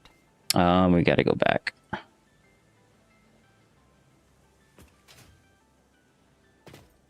an appropriate punishment will be given. I am a system truster in this. When will Kirby Fine and Sad Kit Kat be returning? They want to come back at some point, right? Whenever they want. And we'll see. It's called Team Sports, and it's how the internet operates. Yeah. Wick, look at the DMs she posted. I'm not going to go over the leaked DMs on screen. I've looked at them, though. If they're legit, it's not good. Oh, leaked DMs. I don't care enough to go and look for those. So we're gonna move on. We're moving on. Okay, we're gonna respond to this guy. Remember the guy that did the debate with me, pseudo trying to change my mind, whatever you want to call it. We're gonna watch this because Okay. Yeah, how's it going? Good. Give me 2 seconds to just mute your stream. Oh my god, his thing is so quiet though. How are you? How are you feeling? Not good. Not good at all. Really? I wonder why. That's okay. It happens. Shit. Yeah, I covered your first video yesterday, oddly enough, and I was like, you know what? Does this dude have a Discord? I'm gonna have a quick nosy. Yeah, I have no idea what. So my guess is that there's something weird with the roles where everybody can't react to the thing to accept them to make them verified. So I gotta fix that, and then I mean, just like auto kicked you after some time. He literally talks about me. Trust it wasn't intentional. Yeah, that's all good. Like he says, reviewing my debate with Mr. Wise Guy, which is me. Cool. Have a chat with at some point. I don't know why I'm looking over there. Well, I need to see if I'm actually showing you what I'm showing and not hidden behind my screen. But yeah, whatever. Peace goes world. I'm very familiar with Destiny's content. I've been following for probably about 9 years or so. So when it popped up, this wasn't surprising. First off, what's your main takeaway from the conversation you just had? Other than disappointment. I'm not certain. So the problem is, so I do like the TikTok live debates and stuff too. Yep. And I was on like kind of a really high kick because I met this dude, and we had a conversation about Trump, and he was a Trump supporter, but he was like kind of on the edge. And I know there's like the archetype about like the independent that's not a real independent, it's just a Trump supporter that doesn't want to bite bullets or whatever. But this dude, yeah. But I scheduled a debate with him over that same topic, and then he messaged me like 2 days later and said like, hey, I actually don't really disagree with you that much. And then it turned out that he actually didn't end up voting for Trump, and that he joined my server, and now he's like, he's like pretty chill, and we agree on a lot. So like I was kind of riding a high of like having that under my belt, and that was like really nice. There's no way he's talking about me. Wait, there's no way he's talking about me, because that's the complete opposite. I mean, but besides the part where we don't necessarily, I mean, I disagree with a lot of the framing that he had, but that's not what. Yeah, he's definitely not talking about me. Like, I did join his server, but I didn't completely flip my like I did vote for the guy. So like, come on now. What are you he's not talking about me. He's probably talking about someone else. Conversation the same way that I did with the original guy, and then it just like slowly devolved because where's Neri? Like, I'll be off for a bit. Just all right, cool. Can't grapple with. I'll be here for a while. Fact, so I don't know. I'm gonna need a neutralizer to either make me hyper uncharitable or bring me back to center. Maybe I'm not the best person to go over. Obviously, you can hear as well, I'm a bonger, okay? But I cover this a lot because I find it somewhat entertaining from a non-biased point of view that at the end of the day, none of this affects my life directly. Sure. So I can just look into, read whatever needs to be read. You did offer a hell of a lot of charitability, and I might not be the neutralizer that you probably want at this particular moment, so I won't go too hard on it. And it's not that I disagree with most of the things that you said. Especially in that original video. I will be releasing a YouTube video of me covering it anyway, so if there's any particular point that you want to go over in the future, then by all means do so. Sure. My main contention is the amount of charitability, hoping that there will be an honest conversation in it, because, I mean, as you probably know by this point from the conversations that you had, the TikTok debates that I've seen you go over and whatnot, no one properly wants to engage on the topic, which is massively frustrating. And it's a loop of frustration because there's no way, seemingly, there's no way of breaking that. And I'm not here to give you any answers as to how to do that. I mean, I've done it with maybe 2 or 3 people. One of them is now not a content creator, so I don't want to blow my own trumpet too much, but it is what it is. Sometimes it helps, But if it's someone who's just not willing to engage with what's being said, one example being in the original video that you were going over, I can't remember his name now. I've literally not got the stream open. The dude guy I that was you just just had the talking to, conversation right? with Yeah, the was Mr. Wise adamant guy? that the question had been answered. Yeah. Yeah, so Wise Guy said, how many times do you want him to answer it? She just answered it like 3 times. It's like, if that's the bar of the standards that you require for an answer, I don't think the conversation that you're going to have with them is going to be... Wait, what did he just say? Like, this video is very low. Because they mentioned me. Is like, if that's the bar of the standards that you require for an answer, I don't think the conversation that you're going to have with them is going to be fulfilling. I'm assuming that he's saying if I need like a specific quote, like I need to hear how the guy said it in the first place and not just hearsay from. I think that's what his criticism is. Like then there's no like, yes, that's a high standard, I guess, but like it's a good standard. I would want a high standard of like information to like change my mind, not some low bar thing to like really change my mind. Like I'm not that malleable. Thought-provoking, none of it. It's just not going to happen.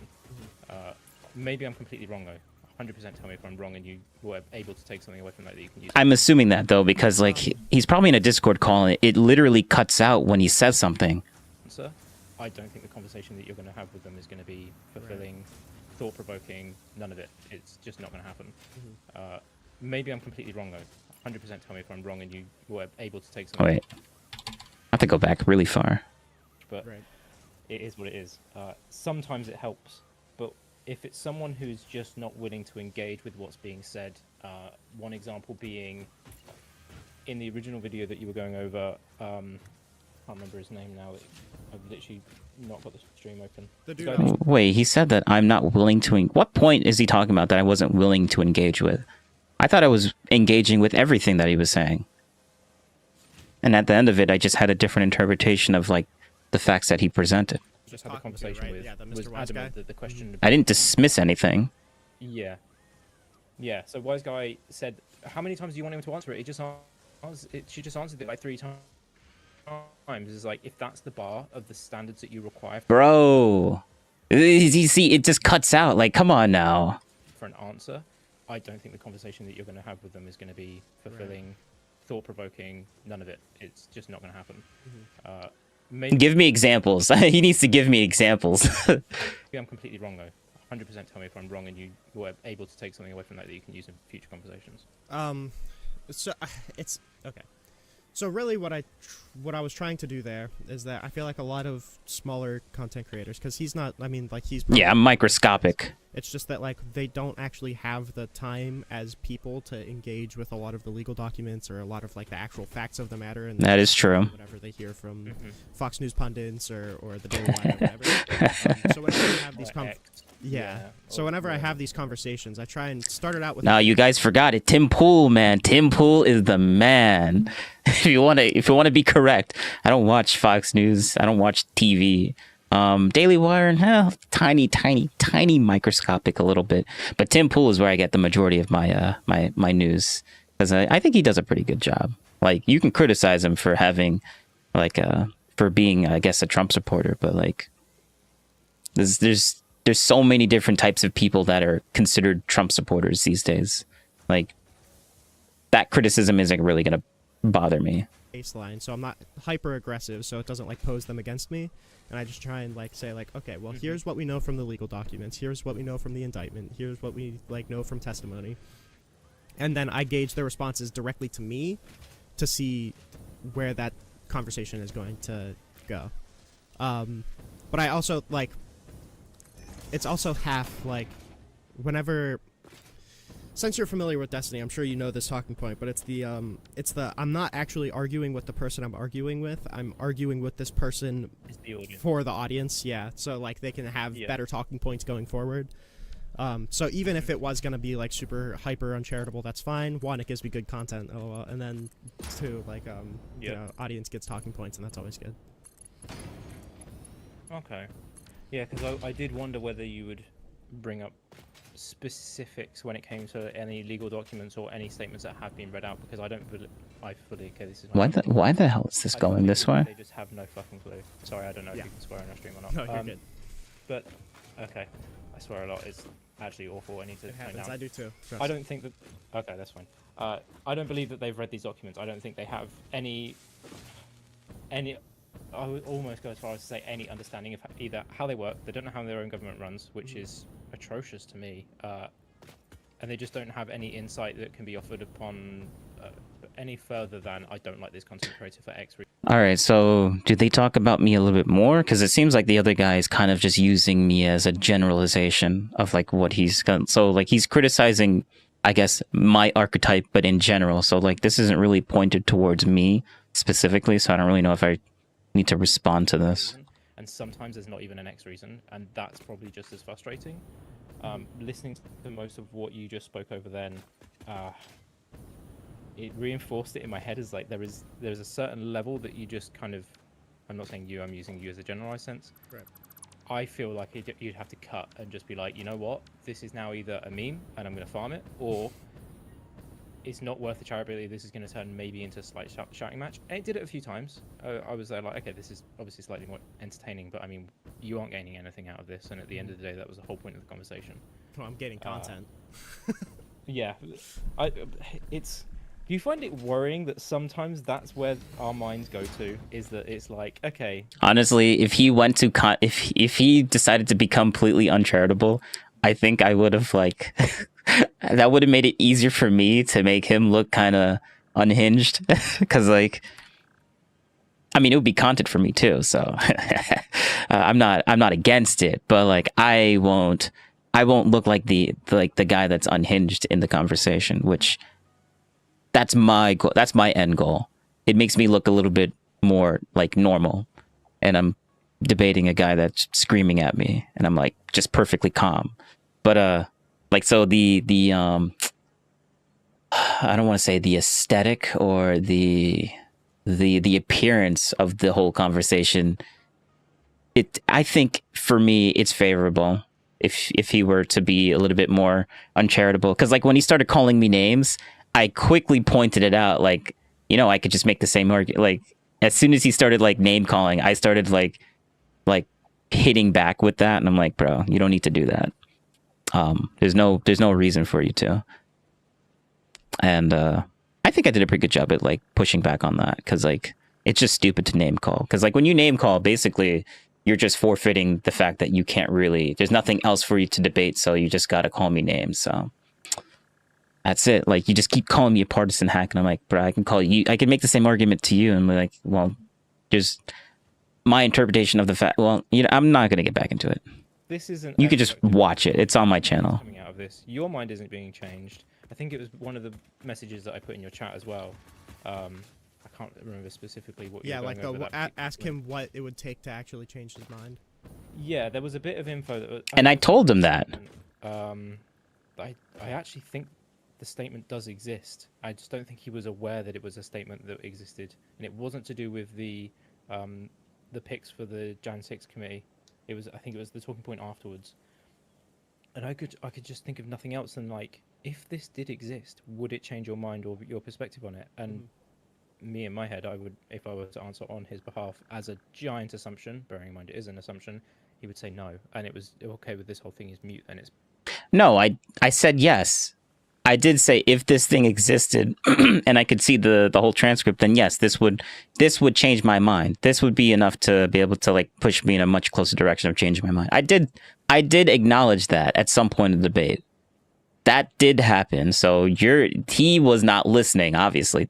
Not this guy, but the other dude that he's talking to. Pointless. Yeah, the problem is that, and I sensed this at the beginning, and it was kind of like a sigh moment, but the problem is that whenever I asked him, like, or whenever, I don't know if I asked him or if he just said it, it was like the only thing that could really change my mind on this is Donald Trump coming out and saying, I knowingly lied about this. Yeah.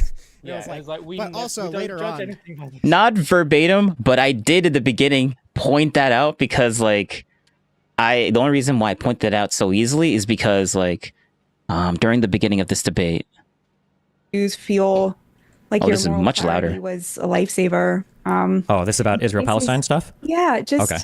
Gotcha. But in general, just like, you know, at a time when it's like everything is either at heightened levels of irony or moral relativism, like for somebody to just, which is to say, I'm really grateful to be here. Thank you so much for having me and for everything that you do. Well, thank you so much. That's going to make the rest of this conversation very interesting, I guess. Yeah. I saw, okay, I'm going to be completely and totally honest. I saw that you had a video that was starting to... All right, let me just... Hater. Okay, I'm Trump's #1 anti-fan. But I just found out... I'm going to skip to the point to where I'm like trying to make a point on the other video. Today that there's a bunch of weird stuff going on at Twitch. You know, if you guys are bored for making... So I did, so that, you want to catch people up to... Press where I have a show who is a self-described Trump derangement syndrome haver. So he wouldn't say like you, I'm a hater of Trump. He comes out and says, I have Trump derangement syndrome. So he was going to write a piece about it. And so they invited me to have him on the show, deflecting effect many of this person not voting for this person. The video was my attempt to sort of make him feel a little bit better, to sort of say like mysterious to people who truly hate Trump, who don't have people in their lives who really like him, which is how could so many people like this person so much? So, you know, and I think that, you know, for people who truly love this country, that I think you do, people who are true patriot, racist, or, you know, a groomer, right, or whatever it is. But I think average people, like, you know, really want to understand how their fellow Americans think. And when they get a reasonable explanation for why millions of people disagree with them on an issue, it actually is like, you do feel a relief. Like you feel like, oh, that's what it's about. So that's what the video was about. And I don't think I convinced him about anything, but I think I did make him feel a little bit better. Gotcha. Okay. That makes sense. Man. Okay. So, well, where to go from here? How much time do you have? Is that not what you were expecting? Why did you invite me on? I should ask. Like, well, I know. Well, why now I wish you would have watched the video. So I personally, I think that Trump and the movement that he represents is an existential threat to the United States. Maybe it's going to come up here. I'm looking through the transcript of where I need to find the information, but the more I watch this, the less I remember of the video that I've watched before. But you know what? Let's just keep going. I think that content creators that have been involved in supporting him, I think... I don't want to rewatch this whole thing, but whatever. If they're not criminals, they're as close to that line as possible. I think that there's been an unprecedented wave of hateful anti-American rhetoric, anti-patriotic rhetoric, self-destructive rhetoric that has come from Trump and then his allies and then that side in an unprecedented way that isn't even close to mirrored on the other side. So obviously a lot of conservatives that I argue with would call me a deranged Trump hater. But then when I try to get into the weeds on any of these particular factors, they can rehearse. They have like a few rehearsed Trump talking points and then they just completely and immediately fall apart, and it's very, very, very frustrating to me. So those few rehearsed talking points, you just can't cut through the little talking points. Is that what you're saying here? Like you can't change your mind because they have a few talking points? Is that it? Is that really like his excuse on why he can't like get through to them or something? Is that really okay? Whatever. That question that you also, I rebel a lot. If I ever say anything, you want to come off immediately say something. The thing that you mentioned for the guy, or the thing that you mentioned about wanting to understand the other side, or figuring out like, well, what is it? What's driving the difference between both people? Just as a real quick thing, my mom is from Cuba. And my dad's from Kentucky. I grew up very conservative, very Republican. So if you ask me, like, well, what does a conservative or a Republican think? I think I can tell you pretty easily, like, where the feelings and the beliefs and the opinions and everything come from, especially around moral issues like pro-life and anti-gay marriage. I understand that very well. I went to Catholic school for up through high school. For the current iteration... All right, spamming through. I was not actually perspective I'm coming at this. And then I got into streaming very luckily. So I've had my ups and downs. So the perspective I'm coming at this from is I wrote 2 books and both of them are kind of about the same thing, which is that the real divide in America is not actually right versus left. It's the class divide. It's about whether you have a college degree or not, and that a lot of factors go into homeowner to be able to retire. You have a genius for example. The American dream is incredible background, you know, all religious working class people who voted on the issues. There's a kind of weird, a lot of the conservatives you're talking to are probably in that right-wing elite that does get a lot of money and power out of polarization. But when you talk to average Americans, overturn the election outcome, right? Well, okay, so we can debate January 6th. I don't think it will be very productive because I don't think... I think... Oh, literally, this is the quote I was looking for. Thank you. Okay. All right, so I think I need to go back just a little bit. I mean, part of it was probably because of Trump and his campaign's behavior, right? The fact that Donald Trump was openly calling for Russia to leak 10,000 emails on public media, the fact that Roger Stone was openly and brazenly working with Julian Assange to leak stuff about the Democrats that was hacked out of their convention by a Russian hacker, the fact that Julian Assange, who was a supporter of Trump, said, I'm not going to leak anything bad about Trump's campaign because I don't think there's anything that bad to leak. I think you don't think Clinton literally saying Trump is an illegitimate president because Putin got him elected had anything to do with Democrats changing their minds about that? I think that there's one quote that Hillary said, but that was after the election, and Hillary conceded that night, right? Yeah, no, I'm glad she conceded that night. Yeah. And Trump engaged in multiple like criminal actions to try to overturn the election outcome, right? Well, okay, so we can debate January 6th. I don't think it will be very... Yeah, criminal actions, it hasn't been proven in court, so like that's an exaggeration. Very productive because I don't think... I think at the end of the day, my difference from you will come down... Or Destiny's just lying, but like, I mean, he does project a lot, so... To a kind of theory of mind and unknowable thing, which is Trump's intention and how he intended that day to go down. I really don't think we're going to agree on that. Can I go back to the policy thing? Yes, thank you. Oh, yes, thank you. This is literally my point for the other guy. I don't think... Trump engaged in multiple... Because like she literally says it like 18 minutes within the 2 hour Oh, you can see it. Yeah, basically 2-hour video. Like this is like, come on now. Literally my point. Like I said it, and she said it. Like, well, Trump can engage in multiple like criminal actions to try to overturn the election outcome, right? Well, okay, so we can debate January 6th. I don't think it will be very productive because I don't think I think at the end of the day, my difference from Destiny thinks it's criminal only because he thinks that it's intentional. She doesn't think it's criminal because there's no proof that Trump was doing this intentionally. Like right now, Destiny's just trying to read. Like everyone that doesn't like Trump already has the bias of not liking Trump. So like, of course he's doing this in malice. So of course he's doing this like it was intentional. But like, we don't start from a place of malice. We start from a place of neutral. And like, did Trump really believe this? Well, a lot of people that he hired ended up telling him this stuff and reinforcing his beliefs. So like, yeah, like there's enough evidence to say that this guy could have gotten confused for 2020. But I guess the people that already have malice in your mind to like say that Trump is already bad can't even give him that kind of like a normal person type of charitability. Like there's just zero charitability and just malice on like every single thing that Trump does. That's the thing that I can't subscribe to. from you will come down to a kind of theory of mind, an unknowable thing, which is Trump's intention and how he intended that day to go down. I really don't think we're going to agree on that. Listen to this like in normal speed. This is literally the divide right here. We can debate. This is why no one can convince anyone of anything, and why Trump supporters and non-Trump supporters live in two different worlds. I don't think it will be very productive because I think at the end of the day, my difference from you will come down to a kind of theory of mind, an unknowable thing, which is Trump's intention and how he intended that day to go down. I really don't think we're going to agree on that. Can I go back to the policy thing though? Because I think it's really important. You can, yeah, we can go back to that if you want, but it will come back here because I think this is everything. Because I think that the theory of mind and all the other conversation topics don't matter because it draws it. But yeah, that's literally, that was my point on why I'm bringing this up in the first place. So let's go back to this guy. Go back a little bit. It was like he would say no, and it was okay with this whole thing is mute, and it's pointless. Yeah, the problem is that, and okay, so the guy lied, and I already mentioned this, so I'm just gonna keep going. Sensed this at the beginning, and it was kind of like a sigh moment. But the problem you sensed this in the beginning. I literally told you in the beginning. You know what? I'm gonna find my video right now. I'm gonna find my video right now, but I'm gonna do it on the smaller screen because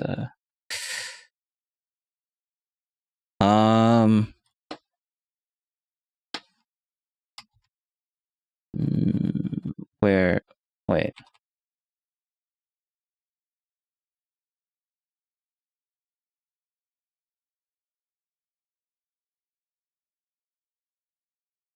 Let me see.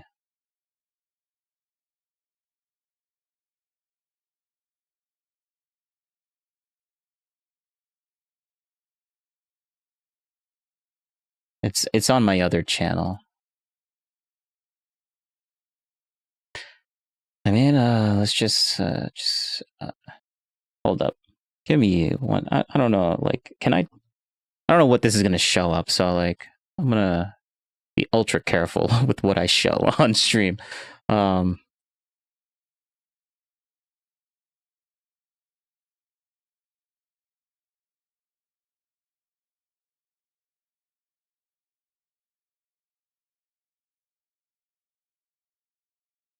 I mean, I can just go to my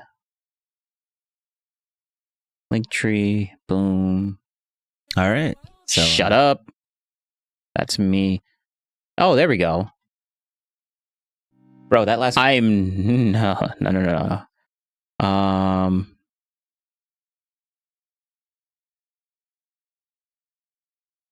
All right, we're gonna mute browser source for a second.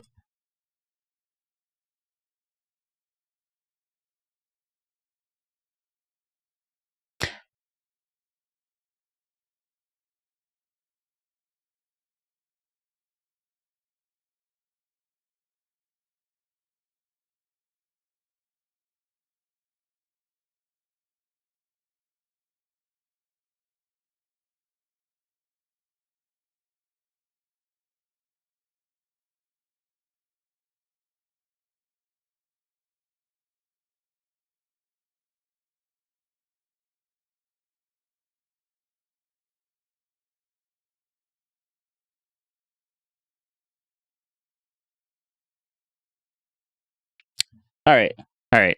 I found it, and I guess I'll. I don't like listening to myself, but whatever, we'll do it. Do you think that we should do that for things like scandals? I don't think so. So literally, I was just talking about. I grade him on a curve, and it's because he's completely different than other people, than other politicians. So like, it makes sense to grade him on a different scale. That was my reasoning. Okay. Do you think that we should do that for things like scandals? I don't think so. But it'll definitely bleed into that because scandals aren't necessarily like what do you mean when you say scandal? Yeah. So for example, like comparing the way that Hillary Clinton treated the 2016 election to the way that and to each other. Or, yeah, much more childish. Word did some like the similar thing, but I think that's not a disqualifier for me. Like I think he truly believed it. So. Okay. So we can have a discussion over that in a second. But so this is one of the points that I brought up because I reacted to the video on stream, so I made a couple points that I remember challenging the range. I do believe was knowingly lying about his election fraud claims in 2020. All right, well, okay, election wait. Challenge. This is probably it. But the problem is that Hillary Clinton's claims in 2016 had a lot more merit than Donald Trump's did, and Donald Trump, I do believe, was knowingly lying about his election fraud claims in 2020. All right, well, I don't think we'll agree on this, but I guess I might go down that rabbit hole. Like you think he's been lying. I don't think he's been lying, and I strongly believe that he does not think that he's lying, almost to the point to where I almost don't want to like engage with that type of conversation because I kind of like know where it's gonna go through. But maybe I could be wrong, but like you would have to show me something that like overwhelmingly, like you would actually have to show me Trump literally saying that he was lying for me to be like, okay, all right, well, I guess he was. I literally said it. Thank you. 5 minutes in from the hour thing, bro. What are you talking about? Like you had a notion from the beginning. What do you mean you had a notion? Oh my god. Oh, okay. Where are we? Yeah, there we go. Like, listen to this.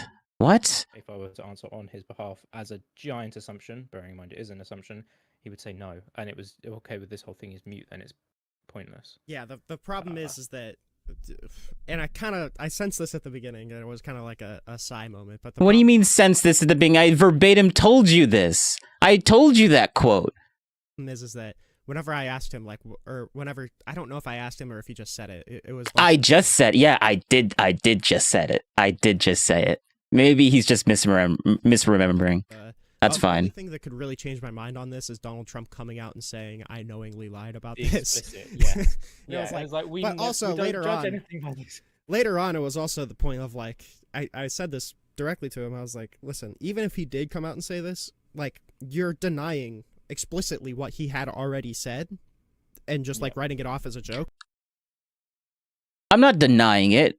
I'm saying the possibility of it being just like some random, not necessarily joke. Like I contemplated this. I did say joke, but like then I started like it was almost like a misspeak, but not really. Like it's like a pseudo joke. Like you'll say something like half kidding or something like that.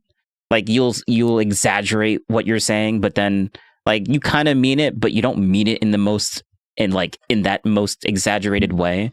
Like, but that's why I wanted to. That's why just listening to people saying that Trump said this is not good enough. I need to actually hear like him say the quote, not specifically that one. Like there was a specific quote that I wanted to hear, but there's no recording of it. There's just someone testifying that Trump said this.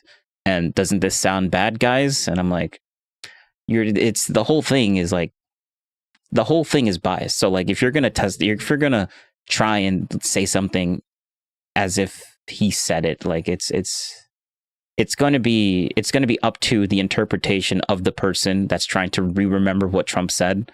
And the people that are going against him obviously don't like him. So like when they're remembering what Trump said, they're gonna either consciously or subconsciously show it in a negative light because like they don't like the guy.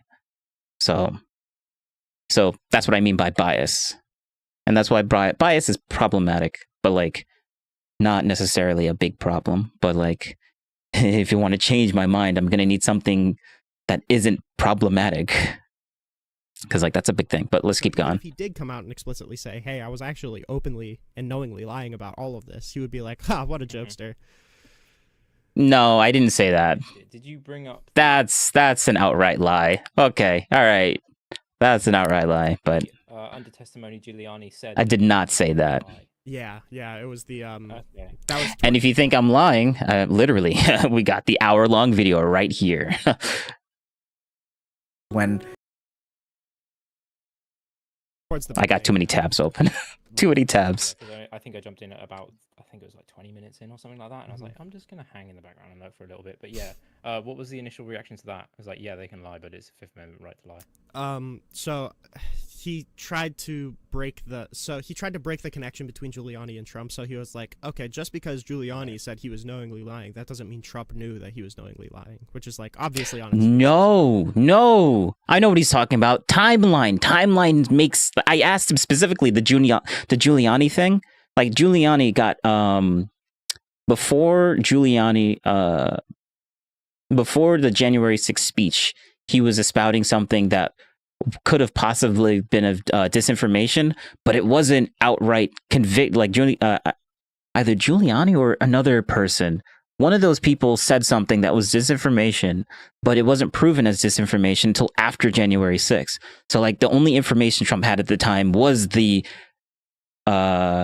so-called could be determined disinformation, because the lawsuit started before January 6th. So like there was the defamation lawsuit started before January 6th, and Trump would know that, but at the same, like, it didn't come out, like, that's not proven. That wasn't proven at the time. So like, why would he go out, like, why would Trump want to use something that could, let's right now at the time, an allegation of like disinformation, not proven, as something as fact? Like, unless you already like don't like the information that's out there, then maybe you could use the allegation to your argument. But like, if you already like the information that's out there, like, you're gonna, like, why would you put the allegation? Like, it makes sense for him to ignore the allegation at the time, which was later on proven, but like, that wasn't, like, the timeline matters here on whether Trump really believed this or not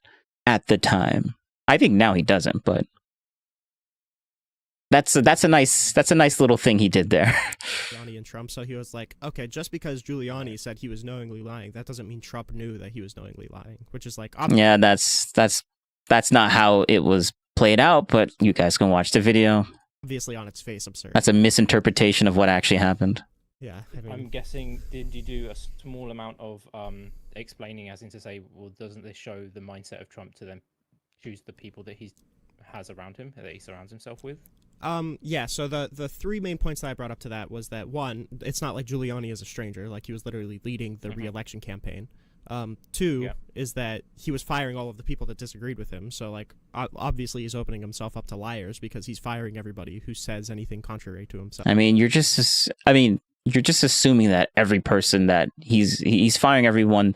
It's funny, like the thought process, like the framing of this is so annoying. Like, he's assuming that they're all liars. Like, there's no proof. Like, at the time, he's just assuming, like, the timelines matter here. At the time, they weren't known liars.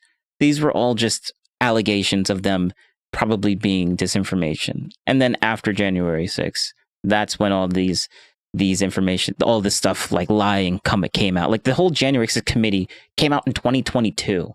Like, this is, or 2023, 2022, 2023, one of those years. It came out like, like a whole year. Happy Christmas by the look of him, boy. Yeah, I mean, Trump's inaugurated now, and Trump is president right now, so like, makes sense. So I'm chilling, but like, I don't like how he's misrepresenting what actually happened in the debate. This was 3 weeks ago, so like this was made basically like, I think, a day later after our debate or conversation, whatever you want to call it. But I've been meaning to respond to this because I saw it and I'm like, you know what? I'm not even gonna look at it. I'm just gonna keep going. He has the cope. I don't want to just say that, but I greatly sympathize with that comment. And then, three, it wasn't just like Giuliani saying that he was knowingly lying about it and that's it. He also had people from the DOJ, people from the DHS, as like attorney generals telling him that this was all bullshit too. So it's not just Giuliani. It's like also the Georgia state legislators, the Georgia state investigators, the attorney general, like, yeah. Yeah, the web. Yeah, but I also said in response to that, he also had a bunch of people that he surrounded himself that was also telling Trump that actually, no, you're right, this is true. Like, remember the Eastman memo, but I guess that doesn't matter because I guess it was just one lawyer and then I guess a couple of other people that he surrounded himself with. Like, it's just a few people. But everyone else, we don't care about the few people that he had around him telling him that basically reinforcing Trump's already belief in the system and having like a legal theory to go through. Like, we don't talk about that to why Trump may feel like he thinks that there's a legit case here to be made. Like, instead of like being like, oh, Trump is just lying and he's just using these Eastman, like he's just using this theory to stay in power because he's not a multi-billionaire that has lots of money already. Where's like, Harry? How could I lose to a man that hid in a basement? They cheated. Yeah, but like, I mean, that doesn't matter to them. Like, they have a completely, like, people like these guys, they have a completely different worldview. They start on the basis that Trump's already like an evil guy, and that's where their bases start from, instead of like from a neutral perspective. And I would say neutral. In my case, I'm more sympathetic to what Trump had to go through with all these indictments randomly just coming up as soon as he decided to run for 2024. Like, why did all this information start coming out? Like, what if this was such a big deal? Why didn't they brought this up like a couple days after 2021, after January 6th? Like, why didn't they do that? Oh wait, there was something after January 6th, but then like he got impeached, but then he got dismissed because so true. Yeah, Trump got impeached after January 6th, but he was dismissed as like, yeah, there was no collusion, there was no insurrection. I think he got impeached for insurrection, right? Was it? Did he get impeached for insurrection? Let's see. Did Donald Trump get impeached for insurrection in 2021?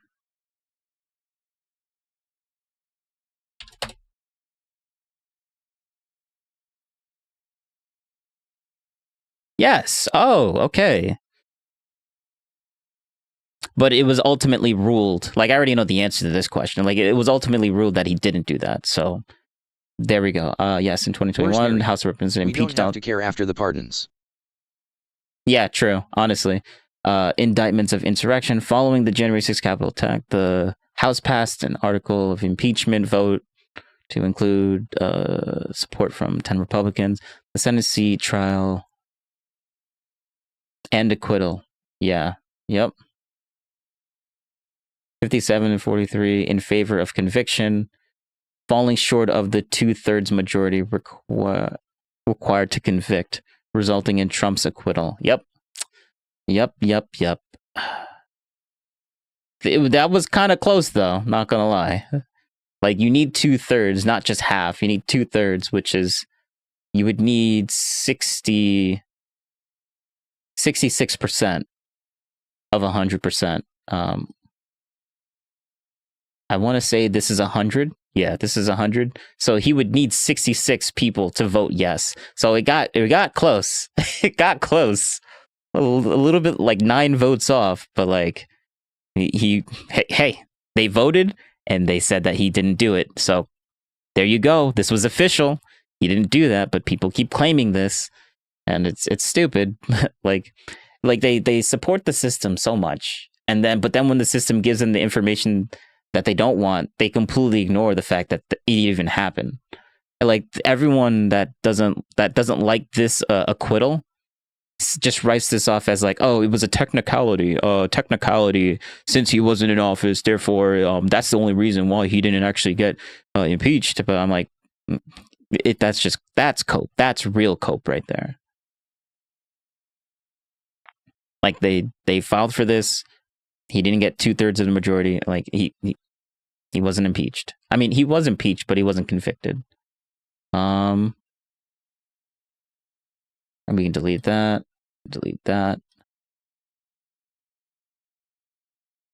Okay, let's finish this because I really want to get to the Dr. K stuff. This was really good. Spans wide. Okay, I don't want you to read it, get it over and over again, because obviously just little bits that I've missed anyway. But Where's Neri? I'll have to catch the full replay. Take care. Cool, cool. See you later. Thanks for stopping by. I think you'll have a conversation. It's always a pleasure. Hopefully, will be slightly more productive. That's a stretch of a word. With him or with anybody else? With him more specifically. Like, are you hoping that he takes away info from your conversation to say, I'm going to revisit these thoughts? Of course, because at the end I did recommend that he looks into the DOJ letter thing, which I think is the most damning thing around the indictments and everything. The letter isn't enough for me to change my mind. Like, it is damning if it's true, but like, how do you know that it's 100% true and it's not just hearsay? Like, can you guarantee that they're not lying when they say that? And if you can't do that, then maybe you should find a recording of Trump actually saying these things instead of just building up a whole committee like 2 years after the fact and then saying, oh, so this guy said this and it's under perjury. So like, I mean, I guess Trump could just sue them if he really wanted to, but like, just because Trump doesn't sue them or for like lying under perjury doesn't necessarily mean that they're not lying. Just because there's a massive consequence for lying, if they did lie under perjury, doesn't necessarily mean that they wouldn't lie or distort the truth a little bit in a negative way. So like, yeah. And then there's like, he's talking about the let's see. DOJ letter thing, which I think the DOJ letter thing. And I'm like, maybe I'll read that. Actually, I guess maybe we'll look into it right now. What is the DOJ letter thing for Donald Trump for the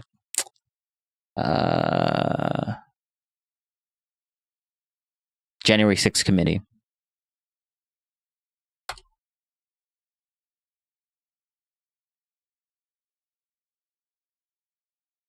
Bro, you see, this is why I love ChatGPT.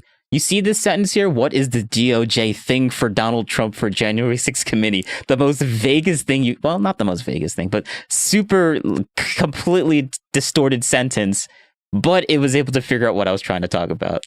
That's funny.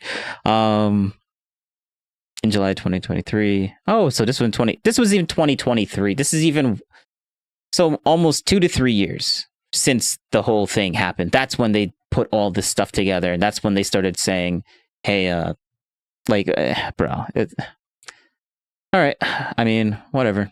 I'm like, they could have done it early if this was such a big deal, but they didn't, which makes me believe that it probably wasn't a big deal until Trump decided to run again.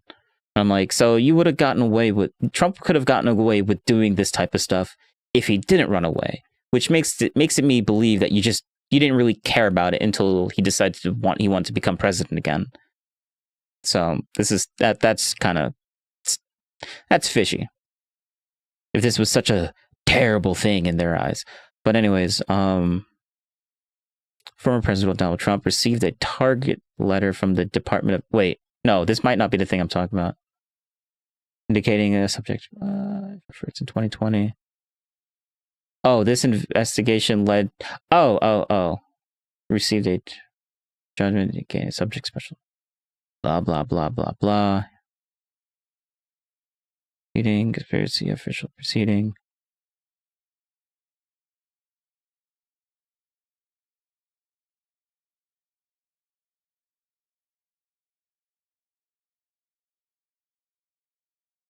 No, this is not what I'm looking for.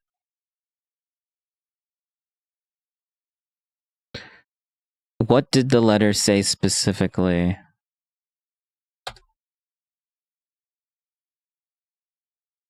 Oh, whoops.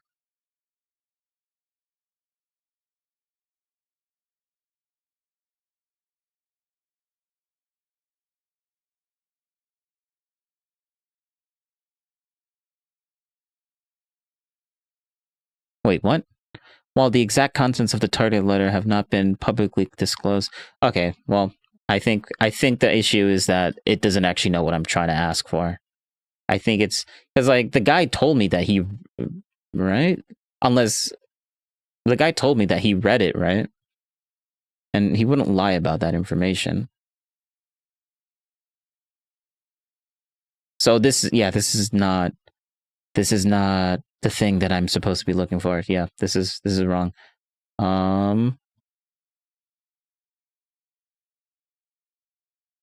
Damning thing around the indictments and everything. So obviously I hope he looks into that, but in regard to like future like that's a stretch of a word. With him or with anybody else? With him more specifically. Like are you hoping that he takes away info from your conversation to say, I'm going to revisit these thoughts? Of course, because at the end I did recommend that he looks into the DOJ letter thing, which I think is the most damning thing around. What is the DOJ letter thing? He did say it in... Oh, I gotta reopen that. All right, whatever. Let's throw myself here, but then... Because, like, I still have this thing open, running, but, like, it's...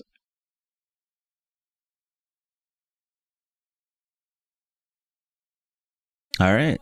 So conversation, because I kind of like shut up. And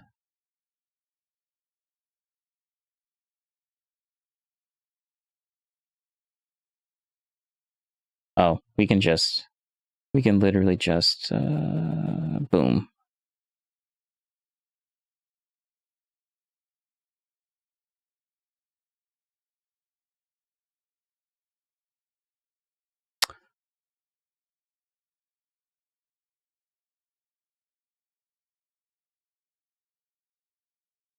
No, whoops.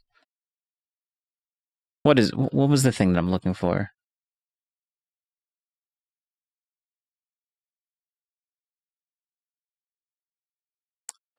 DOJ. Maybe DOJ letter might find it? No?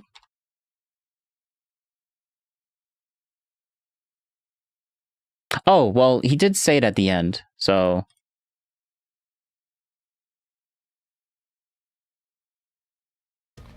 The reason that this doesn't happen is because half of the DOJ threatens to quit if Jeffrey Clark becomes the acting attorney. Support what he did doesn't make it seem like I don't think he's like this evil person that wants to take over the government. It's that simple as that. Well, I don't. Plenty of research into this. I'm only calling you ideologically captured because you're calling me ideologically captured. Like I'm not gonna go throw like I'm not gonna name call. Like I'm. Disagreements. We can talk anytime. I'm an open book. All right. Incapacitated. Sweet. All right. I'm ever had. At least I'm honest about it.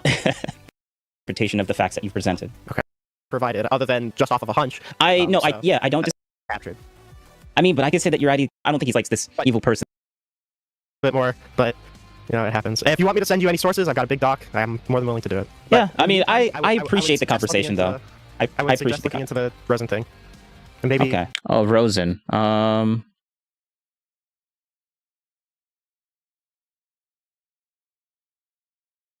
Rosen. I wonder if it's gonna understand that. Probably won't. Probably won't. Oh, Jeffrey Clark. Okay, good. Okay. Acting head of... This letter falsely asserts that the DOJ had concerns. Oh.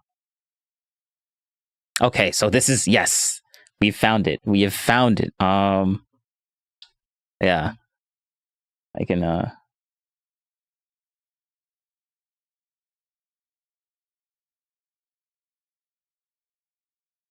This letter falsely asserts that the department had identified significant concerns affecting the state's... Well, you say falsely, like outrightly, but like the letter did say it, so you gotta like explain why the letter is false. You can't just claim that it's false. To consider appointing new presidential actors. General. I mean, I don't think ChatGPT is lying. It's just that just to assert it without actually saying why it's false is just... It just seems a little weird.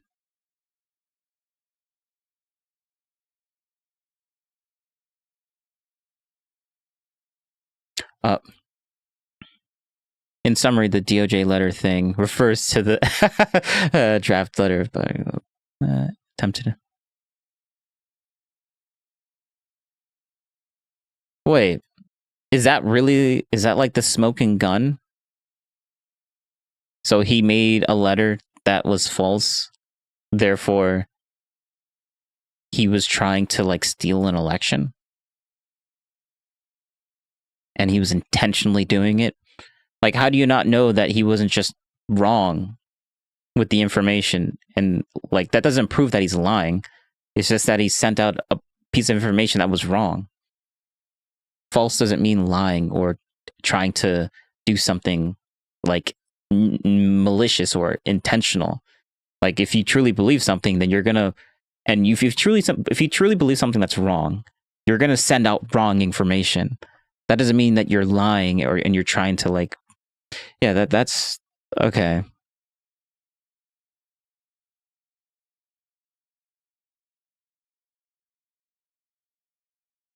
So like it's the leap from going from Trump was wrong to Trump is a massive liar. That's the thing that doesn't, you would have to persuade me. Like, I obviously think that Trump was wrong with this. Like, I wouldn't support any of the things that he was doing, but I'm not going to go out of my way and call him a liar. Like, I'm staying neutral on this. Like, you have to prove that he was intentionally doing this in a malicious way to like just stay in power, and then you have to explain like what power is he going to get, what more power is he going to get by being a president than not being a multi-billionaire. Like, that just seems so, that seems kind of what do you call it, very conspiratorial, to say it nicely. I was going to say delusional, but like he's a billionaire and he lost a lot of money when he became president the first time. Like, we all saw his tax returns that eventually got leaked, and then people just stopped talking about it. Like, why would, like, obviously it's not money for why he's going back into like power. Like, explain to me why he needs to, like, first you have to explain why he's lying, and then you got to explain the second part of the conspiracy theory. Like, what does he gain? Like, what does he benefit that he didn't already have? And then if you say, well, the ability to like change policies and stuff like that, well, didn't he change a policy when he wasn't president for like the whole border stuff? So like, obviously that's not true. He was able to change policy before he was even in president. So obviously that's not that shouldn't be a concern, because like he could already do that regardless if he was a president or not. I don't really see other type of, like, you would have to explain that. That's something that would be very interesting for me to like, that would change my perspective if you can give like a convincing argument on that.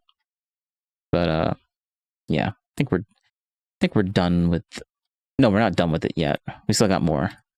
4 more minutes. The indictments and everything. So obviously I hope he looks into that, but in regard to like future like debates with him, I think I probably burned the bridge towards the end.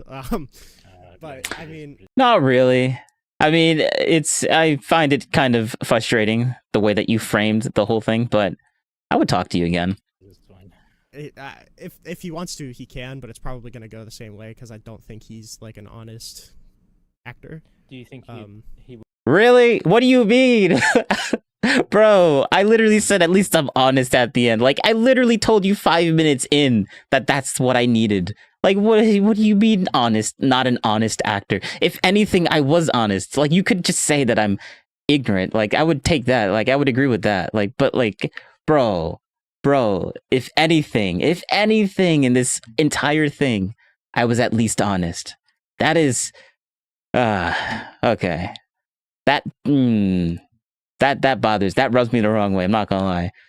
It's not burning a bridge, but like, that just lowered my respect for you a little bit. Would engage with those statements as recommended by you? No. Because personally, I would just say no. He's yeah, not no, do I anything don't think so. He's gonna take it. Yeah. Wait. He can, but it's probably going to go the same way, because I don't think he's like an honest actor. Do you think he would engage with those statements as recommended by you? No. Because personally, I would just say no. He's yeah, not no, do I don't think so. He's gonna take it. Yeah. What does he mean by engage? Like, I literally just looked this up and figured this out, like, on the fly right here. If this is not enough of an engagement into the information that he was providing, like, sure, he has ChatGPT, and I guess he might not like ChatGPT because it can hallucinate stuff, but this is the information. Maybe I'm not using ChatGPT is proof that I'm not engaging with the information, but I am literally like looking into this. Not as much as some people, but maybe it's not enough for them, probably. That's just more so for my own peace of mind, because I'm an optimist, so I'm like, okay, maybe on the offhand chance that he does feel kind of gross for just lying that whole time, maybe he can... Lying that whole time? Self-reflection there. Like, again, this Where's the lies? Give an example. Like, literally what Destiny says. Give an example. That's just... You can't just claim that and then just move on. Like, oh, he's just lying. Lying about what? I like... I do generally feel like it's super... I feel like people that are liberals, they use the word lie in a different way. Because Destiny says lie, but then it's you could see that he just uses it for anything. Like if someone's wrong, no, he's lying. 100% lying. Like if Trump is wrong about that, no, he's just lying. And then I'm like, what? Like lie is an intent. Being wrong about something, there's no intent in that. That's just him being wrong. Rare, but at the same time, I felt like the other dude that I was talking to. Self-reflection there. Like again, this I do generally feel like it's super rare, but at the same time, I felt like the other dude that I was talking to that did end up coming around was acting dishonestly, but he just like it is true that people just don't change their mind like that. Like in debates, and this is something that people that's true. Against debates is that like no one is actually willing to change their mind on the spot, but if you plant the seed, hopefully it can like grow into a tree of like doubt. Yeah, literally a Destiny quote or whatever, and they do end up changing their mind, and maybe this will play a part in it. But like, I'd never expect anybody to just change their mind on the spot, provided with new evidence. That's just not how like human nature works. As much as I wish it was. So I still maintain the belief that Trump was just wrong and not lying. You still haven't demonstrated that he's intentionally trying to do something malicious. Like lying is intentional. Being wrong isn't supporting what he's saying. Being wrong means that I'm neutral on the thing. But I guess they don't like that framing. They would want to live in a world where lying, saying that Trump is lying, is the neutral stance, and it's not the attacking or opposition stance. And being for someone is just remaining neutral. Like that's, and when I think being neutral is just saying that he's wrong, like Trump was wrong. Being for Trump is saying, actually, I believed everything that Trump is saying. That's the positive. That's the support of what Trump is doing. That's being super charitable to what Trump was doing. Being neutral and just calling Trump, he's just wrong, is neutral. Saying that he's a liar is a step further than just being neutral on the whole thing. But I guess they don't want me being neutral. They want me to be on their side. Fully.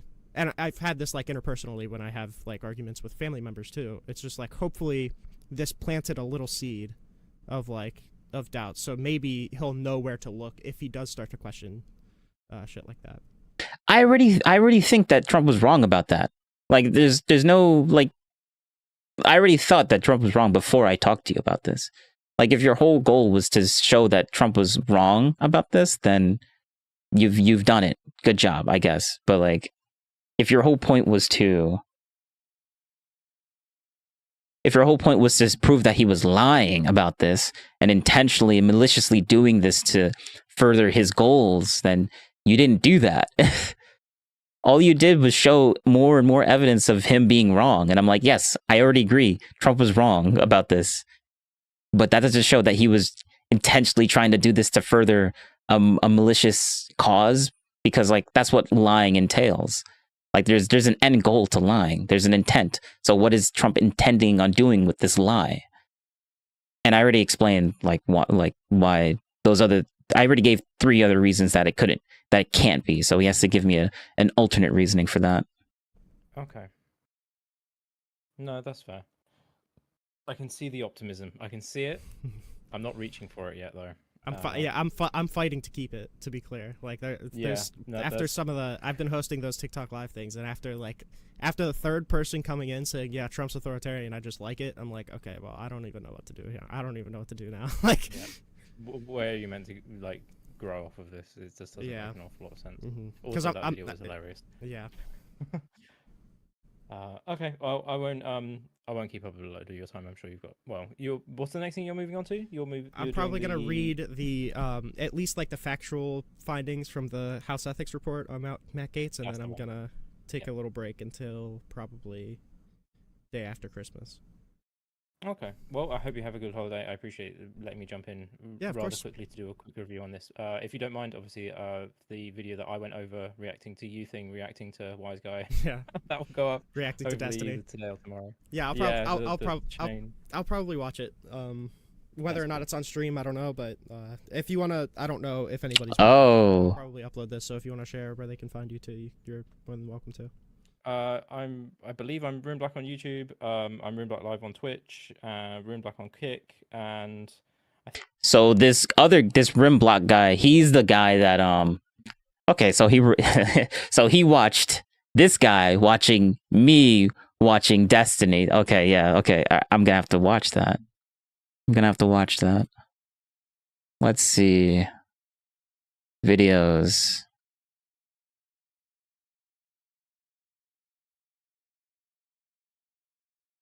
$8 months ago? No. So obviously it was at least Honey Exposed. He said that you reacted to me, right?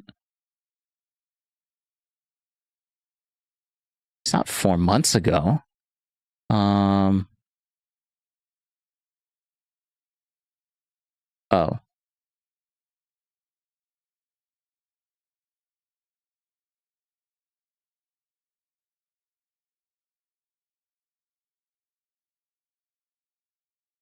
Where's your live stuff? I mean, you literally... Okay, alright. I guess he doesn't have that video out, or maybe he did it live and there's no VOD anywhere. Well, I guess that's too bad, right? Kick usually has VODs. Videos. No, 2 weeks ago. Whatever. I was gonna do like a reacting to him, reacting to that other guy, reacting to me, then reacting to Destiny. I wanted to do that, but I guess he doesn't have that. Damn. All right, that's fine. That's fine. All right. Well, that's the end of that. Well, let's go to Dr. K. Dr. K. Donald Trump, one thing that I really liked about Jordan Peterson is when Donald Trump won in 2016, there's a great interview between him and I think in Bill Maher, where everyone's talking about how like conservatives are so stupid. And Jordan Peterson is like, that's fine, you guys can think that, but like, what are you gonna do about them? Like, they're here, they just elected this guy, they're not going anywhere. What's your plan to engage or deal with these people? And they just kind of laughed it off. So if you go to other like more liberal spaces on the internet, it's like men are unsalvageable, they're trash, they're to be blamed for the patriarchy. The basic problem is that you have these multi-billion-dollar tech companies who understand how your mind works, but you don't understand how your mind works. A lie can make its way all around the world before the truth can get its shoes on. That's what we see on the internet today, is the worst things spread the fastest. Hey guys, how's it going? Today we're having an episode of Bridges with my great personal friend, Dr. K of Healthy Gamer. How's it going? Good, man. How are you? We're doing great. Cool. That's a wrap. All right, thanks for coming on. Welcome to Florida. We've had some not personal, we've had some, well, semi-personal and on-stream conversations before. Yeah. Yeah, love those. Yeah, me too. I love talking to you, man. I think that you do a lot of cool stuff online in terms of coaching people, in terms of trying to bring kind of, I'll say a less toxic version of like mental help to young men, because I feel like aside from you, it's like you and then like all of the red pillars. Okay. It feels like there's a lot of fighting for that space.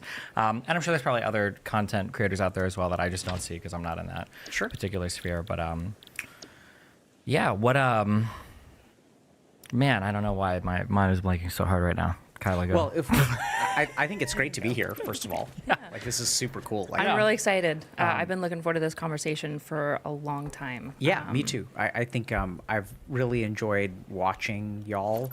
I enjoy engaging with y'all in terms of discussion. I think y'all are really good at talking. So I think What a compliment. our previous conversations, I think each one has been really memorable for me, really fantastic. We still hear a lot of positive feedback about the conversations that Destiny and I have had. So looking forward to talking with you, Kyla. Yeah. Cool. So yeah, I think it'll be fun. I think that's her name, Kyla. I never knew who this lady's name was.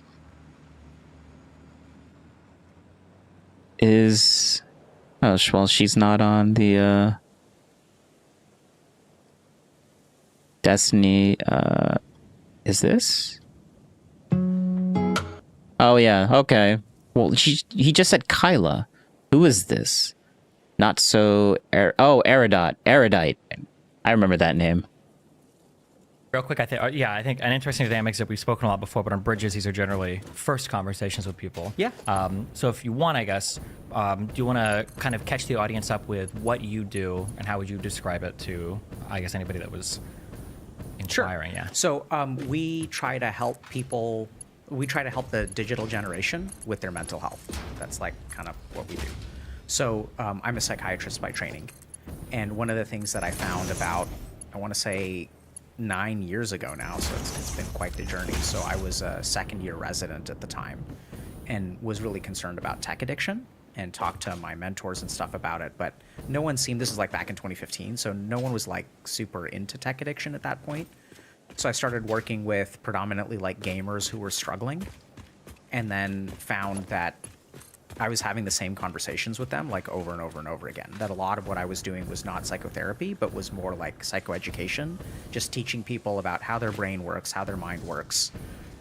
So then I started streaming about 5 years ago. Yeah, wow. So I started streaming 5 years ago, and my goal was just to educate people about how the brain works, how the mind works. I started on Twitch. And then that sort of was a side hustle. So I had 2 jobs at the time. But then that kind of grew a lot. And now Healthy Gamer offers a lot of support for people who want to like get mentally healthy, especially around technology. And so we do 3 things. We do content. So we have a YouTube channel and we stream on Twitch and stuff like that. We have a community. So we've got pretty robust community events. Like this year, we're also like focusing heavily on skills building. So how can a group of people like learn how to socialize, learn how to ask people out on dates, things like that. And then we do coaching, which is to help people sort of figure out what their goals are, how to achieve their goals, things like that. We take evidence-based principles from disciplines like psychotherapy, but apply them to goals that are non-pathologic. So psychotherapy is about, the treatment of an illness usually. I thought you said you help gamers. What do you mean? Gaming is an illness. I'm just kidding. I haven't played games in a while. No, I'm sorry, I have joking. Yeah. But no, I understand what you're saying. So that's kind of what we do. Okay. One thing that's interesting, my Discord actually talks about Healthy Gamer and stuff a lot. Okay. And there's this interesting kind of contention about your concept of AoE healing, essentially. Okay. Have you ever seen the Netflix show with Jonah Hill and his therapist? No. Oh, really? Oh, I'm surprised. It's fantastic. Okay. Dr. Stutz, I think is his name.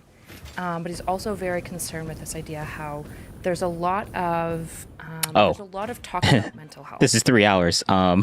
We are not going to play this at normal speed. Oh, it might be a little too fast. Okay. 1.25. Okay. And there isn't always very informed talk about mental health specifically.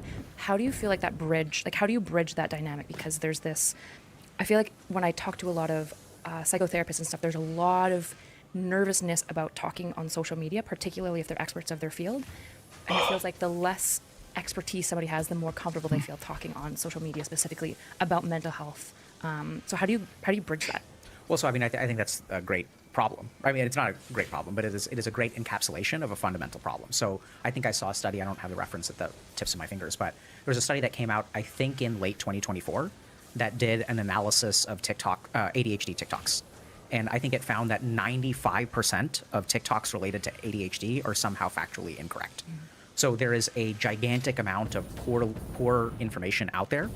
And the challenge is that, you know, if you're a mental health professional, so now we've got like a huge tide of people who have no professional experience doing something, but that also means that they don't have like professional oversight, liability concerns. So you can, like, you know, if you're a general person, you can show up on the internet, say whatever you want to about depression, and that's probably going to be protected by free speech. If you're a mental health professional, you may be held to other standards. People could interpret what you're doing as treatment, things like that. I'm sure we'll get to that soon enough. And so I think a lot of mental health professionals feel very, very wary to have public personas, and understandably so. And at the same time, like, what that creates is the problem that you're describing, which is that, according to one study, 95% of the information about ADHD is incorrect. So how do we sort of like balance that? That's actually exactly what we try to do, is we try to figure out, okay, how can we offer high quality information about mental health at scale in a way that's like entertaining and helpful. And I think we've been arguably relatively successful at doing that. So it's doable, but it's certainly not easy. Right. I feel like a couple challenges with that are, one is because I think you identify as your mind more than your body. It can be hard to separate out if somebody's heard some things about a particular mental thing. They might identify strongly with it, or become to have like emotional feelings about it, and then it can be harder to tease apart those things. So if somebody's heard something about, I know for a while it was DID was a big thing on TikTok, but it might be things like ADHD or depression, and thinking that like it works this way, and now I identify with this thing. I think teasing that apart in conversations with some people can be really difficult because it becomes a much more like emotionally loaded conversation. Do you ever run into issues like this, or is this not as big of a deal? Or yeah, I mean, all the time, although I would frame it differently. Sure. So I think this is where you have to take a step back and understand a little bit about how the mind works. Mm-hmm. So, you know, I think the reason that a couple of things we have to look at. So first is what makes content spread on the internet. So things that are emotionally charged tend to do really well. So the internet loves a delta. So anytime we have a terrible person who is found to be good, the internet will love that, right? So I think we kind of saw that with like the Johnny Depp Amber Heard trial, where there was like a lot of interest in who was the villain and who's the hero or heroine. And then on the flip side, the internet also loves a delta, where like if there's someone who is perceived as good, anything negative about them will be spread very, very widely. Martha Stewart. Mm-hmm. And also in that vein, Snoop Dogg, who's now like a wholesome figure, right? It's really interesting. So I think people tend to focus on things that are like charged. That's what causes content to spread on the internet. People really love a delta. And then I think in terms of emotional engagement, I think a lot of what's going on with mental health and mental illness right now is that people feel incredibly validated when some experience they have in life can be ascribed to a mental illness. So we see this a lot, where unfortunately one of the challenges of you know, working as a psychiatrist is I have patients who suffer from mental illnesses, and also they use them as excuses. They use them to avoid responsibility. There's all kinds of research on the sick role and factitious disorder and malingering. We can get into that if you want. So a really great example of that is that if you look at people who have something called pseudoseizures, so these are non-epileptiform seizures. This is like seizure-like activity, which is quote-unquote fake, is what some people will call it. It's just not epilepsy in the brain. Would they so they don't show up on like an EEG or anything like that? Like yeah, so it's non-epileptiform. Okay. But 50% of the people who have pseudoseizures will also have epilepsy. So oftentimes what we'll see is that people will start to, you know, they'll have a very legitimate epilepsy or seizure disorder, and then they will also subconsciously utilize that kind of behavior, or that sick role, to kind of feel more validated, get their needs met. And I think we see this a lot right now with neurodiversity and ADHD, where, you know, a lot of people believe they have ADHD because they have concentration difficulties, but concentration difficulties have a differential diagnosis, which doesn't always mean ADHD. These are the kinds of nuances which I think we really miss in like a 60-second TikTok. Yeah, I think even with a real therapist or real psychiatrist and a real patient who are trying to make improvements, it can be difficult to tease out the differences between these things. Not to get super personal, I guess, but for obviously I've talked with you about like ADHD or whatever for a long portion of my life. Basically my thought process is that like this isn't a real thing, and I'm just a lazy piece of shit, and I'm just gonna figure this out or whatever. And then on the flip side, there are people who might not have, like you say, some people will have a condition and then maybe they lean into it a little bit too much. There are some people who won't have a condition at all, but will lean into it because and so there's, I think it's I can't believe I always forget his name. Is it Russell, Dr. something Russell, Barkley, yes, who has this saying that like ADHD is like simultaneously like incredibly overdiagnosed and incredibly underdiagnosed at the same time because of the people that end up qualifying for it. I came to that same conclusion. I didn't know he had said that, but that's good to hear, because it probably means it's true. A second thing, I guess, in how you do the coaching is I feel like for human bodies, generally speaking, it's pretty easy to know what is healthy or not healthy. There's a range, but generally, if you're having a heart attack, probably not good. If you're super obese, probably not good. Being physically fit is good. I feel like we never... All right. Who is Dr. K? That's cool. I'm going to go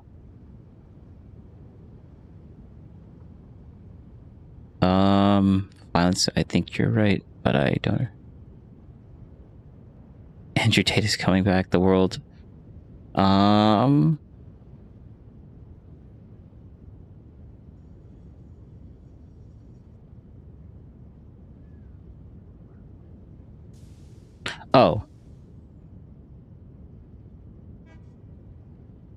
Jordan Peterson. Yeah, let's listen to that. One thing that I really liked about Jordan Peterson is when Donald Trump won in 2016. Actually, wait. I think a little bit more before.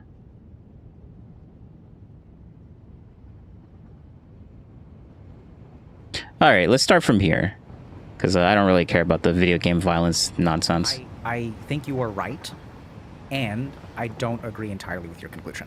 Oh, then we have to start from this. Video games is a great example. Even if you look at it today, you know, the way that video games are labeled for like M for mature has nothing to, there's no safety issue. There's no safety awareness about addictive potential. All the safety awareness is about the perceptions of violence. And study after study after study has basically shown that violence in video games does not lead to violence in real life.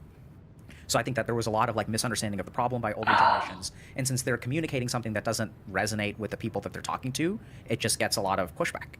Whereas, you know, I'm working on I guess a deep dive right now about like, if you're a desperate college student, like how do you put together your life and how do you actually like start passing your classes? How do you write a thesis? I've had a ton of experience of going through this myself, but also like working at community mental health centers where I was a Boston wait, didn't I? Whatever, like, you know, whatever community college. So those kinds of problems, I think people that really resonate with people, like younger people, those work. Give me a second. I need to change my battery because my headphones are gonna die.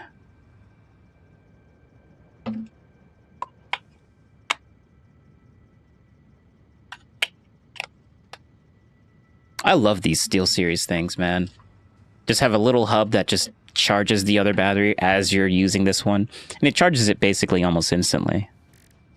Compared to how long these things last. I think they last like around 10 hours or something of just full charge.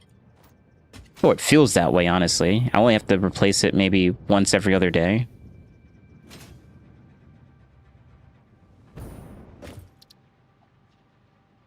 Work really well. So I think you're spot on that we just have to frame things in a way that people actually care about. I think a couple other issues too is that one, at least growing up, there's a lot of negative associations between limiting tech and authority. Destiny has a problem with framing things in a different way that Destiny doesn't like it. Like, he would rather have everyone to be working within Destiny's like framing, but like obviously that's not how you get people to like you, or not necessarily like you, but like join your cause, or something like that, or persuade people. Like, if you're only going to continue with acting as if you're in your world instead of like going into other people's frame of mind, then you're never going to convince people in the other frame of mind, because you're going to look foreign to them. So like, you're not going to be able to like, they're not going to trust you or respect you depending on what it is. Figures or adults, because it usually just came in the form of a punishment. So no computer just meant that you misbehaved. And then two, I think an issue is sometimes people are too grand in the problem. They'll say that like, you know, like if you spend too much time on this, it's going to destroy your life. And you can think of a million counterexamples. Ironically enough, I guess Dare was like this. Like, if you smoke a marijuana, you're going to become addicted to crack, you know, the next day. And eventually, you guys know about outcomes around Dare? Have you all seen this? Oh, I know I read it. I can't remember, but so the interesting thing is that Dare was probably harmful. It's right here. Okay. So Dare, like there's a study came out many years ago, I think now, that basically showed that like, you know, your dose response to Dare, like how much exposure you had to Dare, decreased your chance of sobriety, or like it increased the risk of having problems with drugs. Interesting, yeah. I don't know why. Not surprising, yeah. And then the second thing is I feel like this is a big problem with a lot of stuff, even in my world, like politically, is people oftentimes don't give realistic, like actionable things. Like someone will say like technology is harmful, and it's like, okay, it's like, yeah, like put your phone down forever. Like there's not like, no one will ever say like technology is really harmful, you should. I say no one, but I'm sure there are some people. But sometimes it feels like it's a big doomsday thing, and then it's like an intractable problem, and then you're just kind of like there to be made upset about it, and then there's nothing actionable. It feels like the messaging sometimes. Yeah, so I think there are a couple reasons for that. So one is, I mean, I think that's what we try to do. Yeah, I think we've figured out, I think that, so I mean, this is the problem of the internet, okay? So the basic issue with the internet is if you offer someone a solution, that will be boring. If you offer someone a solution, people will not engage with it, and your content will never see eyes. So it's interesting, we were, I went to the White House last year and had some conversations. And one of the things that, you know, someone they're asking me about is like, how do we show people that the U.S. economy is doing well? Like we want to show people that things are. Please tell me the answer. I'm so curious. What do you think the answer is? I have absolutely no idea because if I even touch this topic, it's so nuclear meltdown. It took me a little while, but I tried to explain to them that you guys are spending energy in the wrong area. Don't tell people that things are doing well. Resonate with their problems. So talk to them about what Destiny can't do that. Destiny can't do that because he already dismisses everything as like, oh, it's both sidesism. Like he literally has a word for resonating with other people's problems. Like he just feels like it's just you're not actually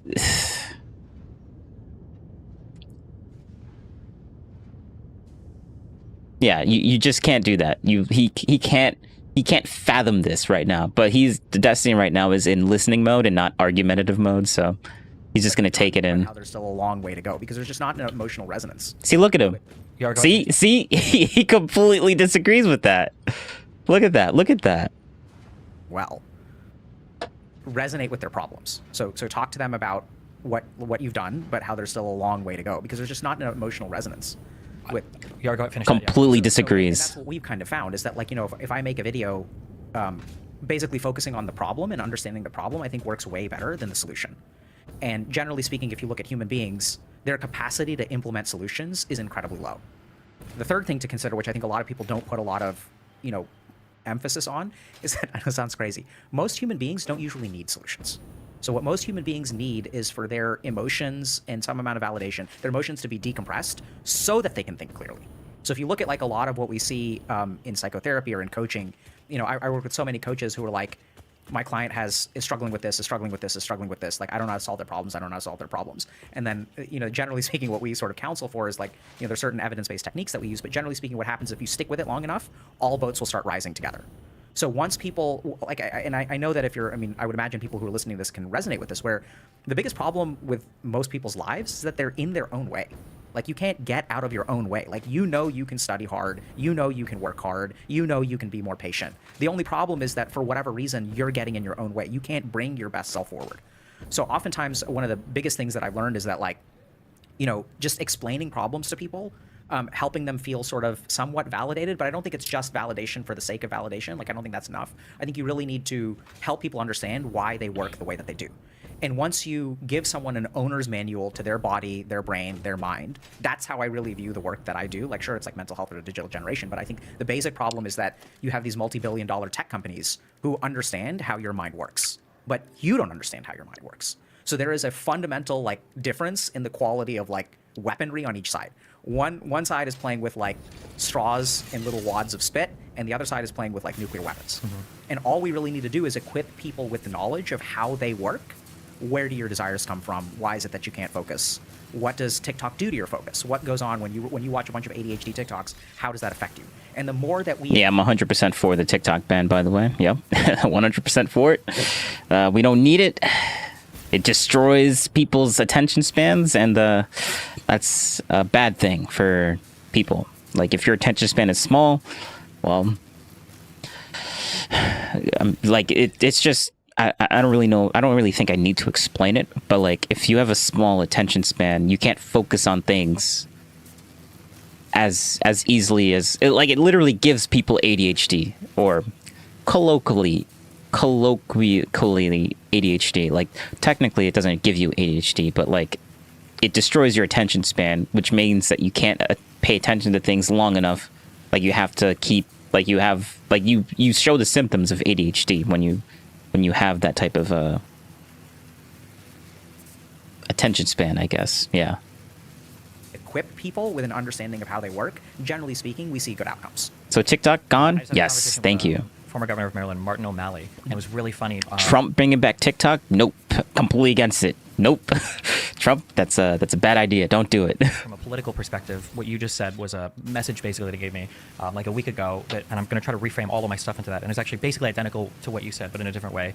When I look at the 2016 election, you had an interesting difference in messaging to where I would argue the conservative side was much more identifying problems, right? We want to make America great again. And then on the Democratic side, Hillary went with basically America's already great, so like there are no problems. And then this was kind of like the dichotomy between the two. And one of the things that Governor O'Malley told me was, when you talk about problems, I think the expression he used was and but so. Everything has to be spoken of in an and but so way. So housing in the United States is amazing, and we've built so many places where people can live, but there's an affordability issue for young people, so we're going to continue to do these types of things in order to, that it starts with like identify like what's really great, but identify an area that's a problem, so these are the actions that we're going to take to move forward. And that type of like hybridization of identifying what's good, but then also identifying problems, yeah, is something that on a political perspective I think is very, very challenging to do, because you run into the issue of like either making everybody feel like everything is falling apart, and then everybody's just angry and upset all the time, or delegitimizing how people genuinely feel about the world they live in, and saying that nothing is bad and everything is okay. Why is that hard? I'm confused. Why, I think you made it pretty simple. Well, yeah, it sounds simple now when we're not talking about anything, but like, if you... No, I mean, I think that's it, right? Yeah. So I don't think that's hard. I think it's... So I think if you love complexity, like you, then it's hard. I wish I could pull you into my world and have you get beat up for it. No, I mean, you have to live in my world. So like one thing might be, you know, I don't know how much Well, I'm I think get into that's this or not, but like, so the healthcare thing is very complicated in the United States, and that if you talk to people about healthcare in the United States, basically the opinion is everything is horrible, everybody's dying all the time, all these people being denied, everything is like completely falling apart. When on the aggregate, healthcare in the United States has some huge advantages. We do a lot of contribution research. It's very expensive, and our access isn't that great. But like, if you even begin to have that conversation, like, it feels like you get eviscerated for saying anything positive whatsoever, because the overarching narrative has to be that it's completely like in shambles, I guess. Yeah. I don't know. I mean, I think you are right, and I don't agree entirely with your conclusion. Okay. So I think everything you said makes perfect sense. But I think it's like you said, and but so. Like, that's the problem, right? So you're saying if you try to say anything is good, then people will respond to that very negatively. Fair enough. But I think if you say, hey, healthcare is crap, but at least we've got this going for us. I tend to find that when you meet people where they're at emotionally first, decompress that emotion, then they tend to be pretty open-minded, right? So, and I think a lot of that is also like the way that you interact with people. So like we know this, so if you look at like addiction psychiatry, so for a long time, that was kind of my bread and butter. So there's this technique that we use called motivational interviewing. There are other techniques that are comparable, but I think it's like one of the best. I love motivational interviewing because it's an evidence-based technique that is all about helping people change behavior. And I think if you understand motivational interviewing, like your ability to create political messaging would be like through the roof. So, and it's very similar to this and but so thing. So when you talk to someone who's an alcoholic, you start with open-ended questions. You don't start with, hey, alcohol is a problem. If you start with alcohol as a problem, what you're going to run into is denial. You'll run into defense mechanisms. They'll get activated. I see you nodding along. I know you've done work in addictions, right? Yeah, I was trained in MI specifically, yeah. So, and so that's not where you start. So like you start with a stage called pre-contemplative, where the person doesn't know that there is a problem. Then you move on to a second stage. You just start asking questions like, what do you think about your drinking? And then what you'll generally speaking encounter is that most human beings, even though they believe that their mind is made up, but their mind isn't made up. Yeah. So what makes someone's mind made up, quote unquote, has everything to do with which parts of their brain are active in the moment. So when you have adrenaline flowing through you, and this is like a survival mechanism. So adrenaline turns your thinking into black and white. So when I get like attacked by a tiger in the forest or jungle or whatever, like I hate it when that happens. I hate it when that happens, right? That's right. There's no nuance to it. You hate it. You don't love it. It's either you love it or you hate it. There's nothing in the middle. So there's no shades of gray. So I think this is where I think it's really interesting because you're talking about it's hard to convince people. This is the reaction that they have. But this is where I'd say like take a step back. And my experience is that convincing people is not about convincing a person. You're assuming that a person is static, that their beliefs are static. I could say the same exact thing, let's say, to my wife on one day, and if y'all are married, hopefully you understand this, you know exactly what I'm talking about, or in a relationship, you could say the same damn thing, but the state of mind of the listener will determine what the response is. I brought this up on a personal... That is very true. That is very true. Like you could, literally, you could just say the same thing, depending on the other person's mood, they'll have a different response, and it could be drastically different too. It's annoying, but like, it's just the way people are. Level, because I'll tell people after I have a debate with somebody and the person is clearly wrong on something, or there might be a conversation where I'm clearly wrong. I usually tell people that I never expect somebody to change their mind in the moment ever. That will never happen because you're in an argument. The hope is that like over the next few days or weeks or whatever, they'll kind of reconsider. Like I said, he literally stole, like this guy literally stole that quote from Destiny. Like, come on now. Because I ask for that same courtesy even for my audience. It's like I could be totally wrong on something, but I'm never, very rarely in the heat of an argument, I'm like, you're right. Like it's just that's never gonna happen. But give me like a few days and I'll come around. Yeah. So I think that's where if you want to like talk about healthcare, you have to meet people where they're at. You have to start with kind of emotional decompression. Once the amygdala shuts off, right? Once your limbic system is no longer active, then their analytical brain can sort of start to leverage. They can start to activate. Then they can be a little bit more open-minded. I often find that when you're in an argument, they're going to be empathically like matching your energy. So, you know, when I was in residency and working in the emergency room, we had a big problem with something called K2. So K2 is like synthetic marijuana, really messes people up. Like they get like psychotic and aggressive and things like that. And so one of the really fascinating things, you know, there's this idea that when someone is really angry, the right thing to do is to like try to be calm. But one of my brilliant teachers like taught me that no, like you should go in there and you should get angry at them. So if like a patient starts yelling at you, like you should yell back. So you match their energy, and then you consciously start toning down your energy. So I walk into the emergency room and the patient's like, Q, like I don't want to be here. And I'm like, hey man, Q, I'm just trying to help. I just work here. Like it's not my fault. I didn't fucking bring you here. And then you like, then I visibly take a deep breath. And I'm like, look, dude, my bad. Like I know you don't want to be here. Like it's not. I know it's not your fault. I know you want to leave. Like my bad. So you actually match their energy first, and then you ratchet your energy down. It is amazing how consistently that works. Their energy will come down with you. And so I think these kinds of basic like things about, you know, how to like understand who you're talking to. So once you like match their energy and you start bringing things down, then they can enter a more open-minded space. And I think we've talked about this before, where like I'm amazed by like how open-minded people can be. You know, I've worked with people who are homophobic, who are very religious, very anti-religion, believe in one thing, believe in another thing, like whatever. And I'm amazed, like I have a lot of actually faith in humanity that when you can get a human being like kind of calm and thinking, like how flexible they really can be, how willing to change they can be. I go through this a lot of, in terms of thinking like, God, people are stupid to, man, people are pretty smart to people are stupid to people. And I'm on the, people I think are generally actually really smart, but our brain gets shut off. You're using, you know, amygdala and the brain parts, but I'm thinking more like politics or social issues will just shut off parts of people's brains. Yeah. To where it's inhibiting your ability to think about it. But I'll argue with someone and I'll be like, God, this person was so wrong. Yeah, almost like, yeah, like literally, I feel the exact same way about that thing whenever he talks about Trump. Like, just true. Like, there's zero charitability. Like, the brain that gives people charitability, that part of the brain, turns off completely whenever Destiny talks about Trump or Tim Pool or anyone that's associated with those two people. Wrong about, or they're so stupid about like vaccines. But then I'm thinking in the argument, and this person is like rattling off like numbers and quotations from figures online, and it's like, this is not a stupid person. If they just had like, in my mind, I would say different information would be better, but yeah. Right. So I think that's a great way to approach it, right? So I think this is what's really confusing. So I remember when Donald Trump won the election in 2016, I was in residency at the time, and I trained at Harvard, which is like hyper liberal institution, right? So many people in the residency were really, really upset, and they had a lot of trouble like understanding how people could vote for Donald Trump. Now, I grew up in Texas, so I have a much better insight into like why people would vote for Donald Trump, and I try to kind of share that perspective. I'm not saying I agree or disagree or whatever, but just sort of representing what I had heard from people that I know. And their capacity to listen just wasn't there.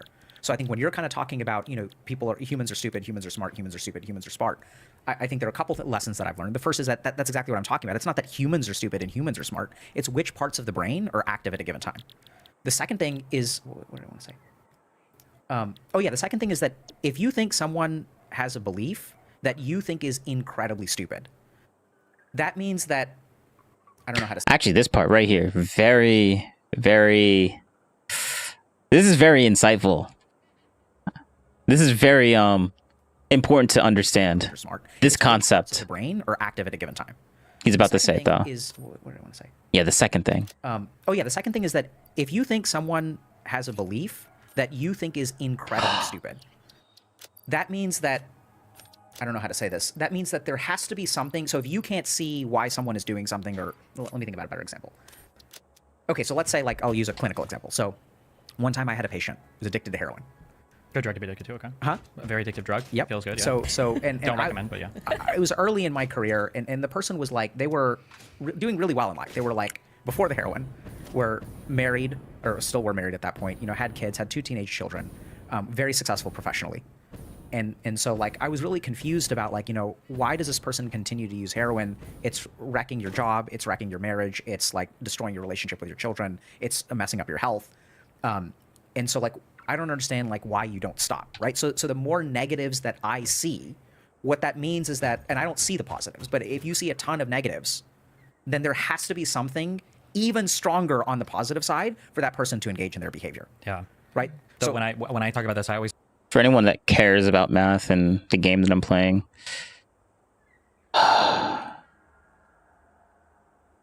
this number right here is the 71.11111 or 72.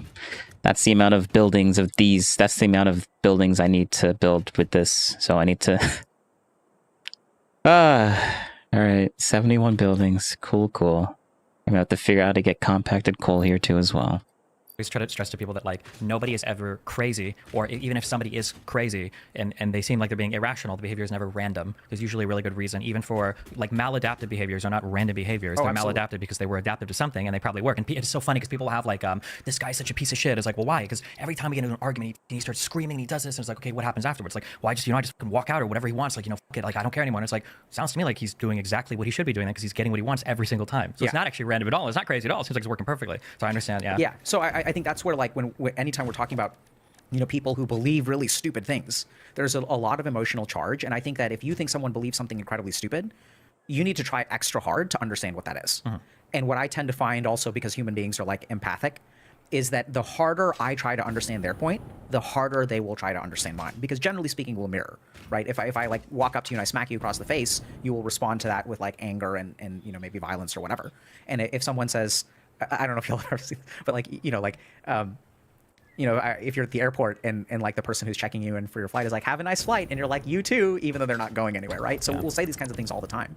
So I think that like really understanding that if someone, really understanding how to meet people kind of where they're at emotionally, really doing your best to try to understand where they're coming from, why they believe the things that they do, is a really, really great way to like decompress them, increase your own understanding, and even get your point across. Do you think that this can work at like an aggregate level? Like, I wonder sometimes if like this lens works really well individual to individual, but say you're dealing with punditry and an aggregate of society, right? So you're talking about politicians talking to constituents, you're talking to a pundit with an audience, this level of like meeting each other at the same level and then bringing it back down. Do you feel like that works at an aggregate level, or does the individual generalize well? No, yeah, so I think it absolutely works at an aggregate level, which is why pundits are pundits. So what makes someone a pundit? The fact that they are able to meet a group of people emotionally where they're at. And if you look at what a pundit will do, right, so you can analyze any pundit, they will speak to a problem that people can resonate with, and then they will decompress that emotion and they will present them with solutions. So like, I think that's exactly how it works. It absolutely works at an aggregate level. And if y'all want to see this, you can check out our YouTube channel, because we will talk about things like depression, anhedonia, dysthymia, borderline personality disorder. And generally speaking, what we found is that, connecting with people where they're at and then leading them somewhere, you have to connect in order to lead. So I think it absolutely works. And I think some people are very, very good at it. And that's how they become pundits, because they're very good at resonating. You mentioned Andrew Tate. And I think it's funny that you mentioned him in the past tense, because it's not going to be that way for long. What does that mean? You think he's coming back? Oh, For yeah. sure. I don't think so. So we'll see. That's funny. I think that some people are able to. I have no comments on the whole Andrew Tate stuff, but the fact that Andrew Tate gets some things right sometimes, but there's some weird stuff going on with him right now that I don't really care to talk about. Speak to others in a way that really connects with them emotionally, and then they lead them in a particular direction. So I think it absolutely works. That's how 95% of TikToks about ADHD end up wrong. Mm-hmm. It's not about it being right or wrong. It's about it connecting with the audience.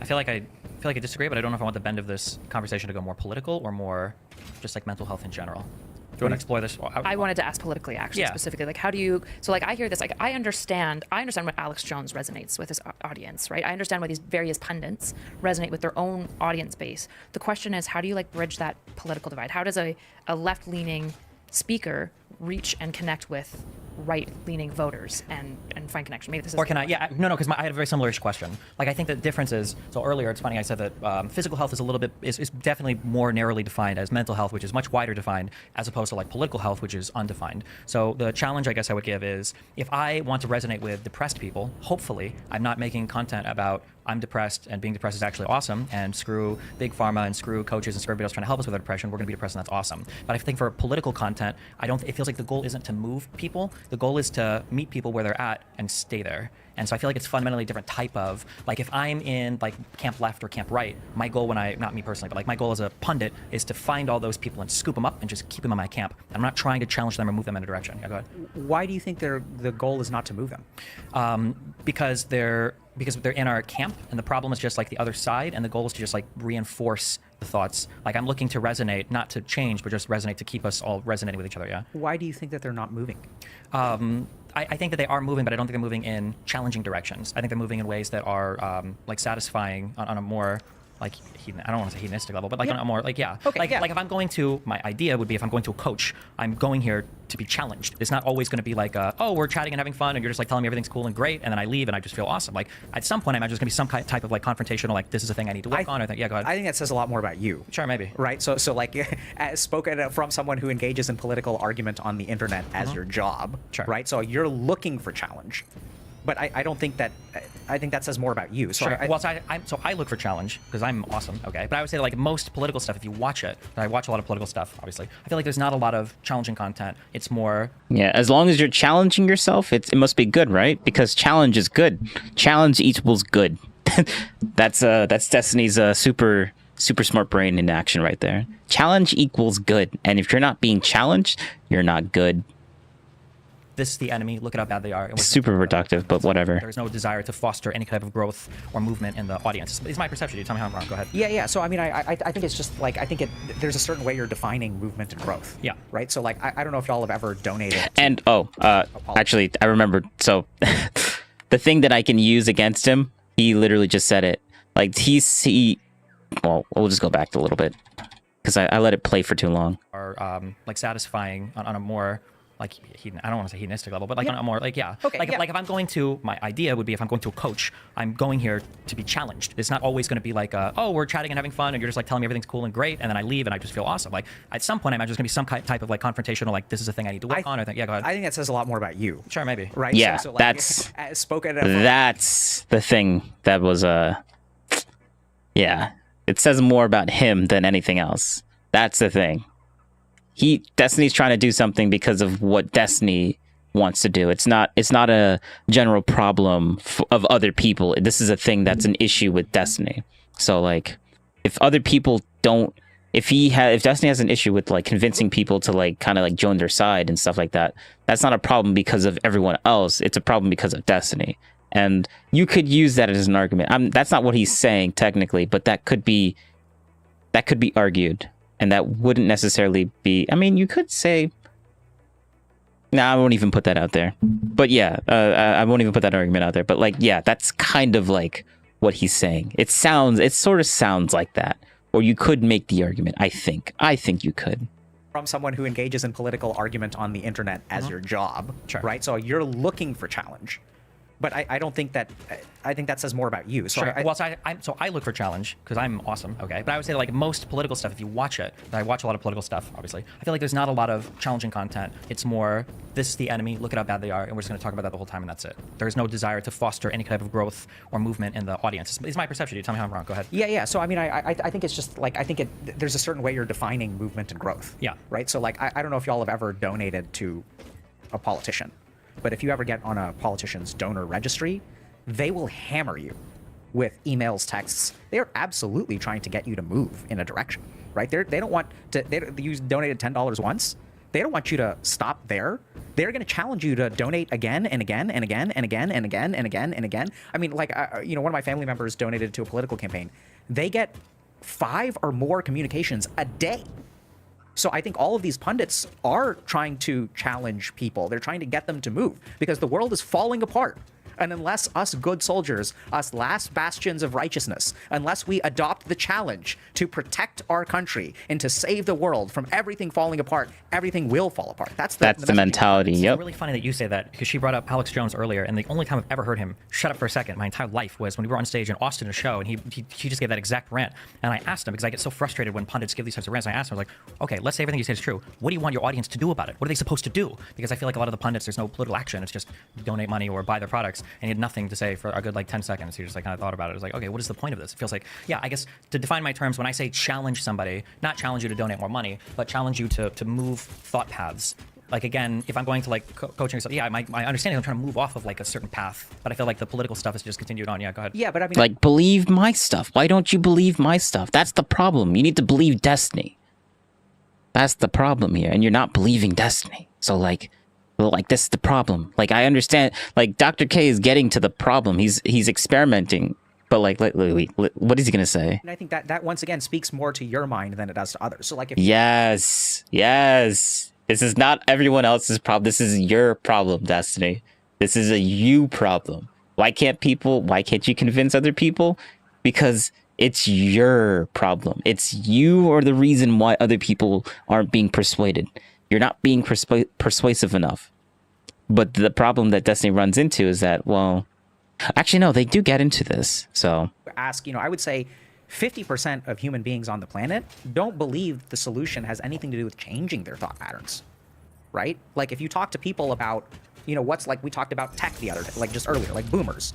Boomers don't think they need to understand technology. They think that you need to be on your cell phone less, even though, shockingly enough, seniors are really addicted to cell phone games, Candy Crush, all kinds of predatory behavior against seniors who are they're very tech addicted too.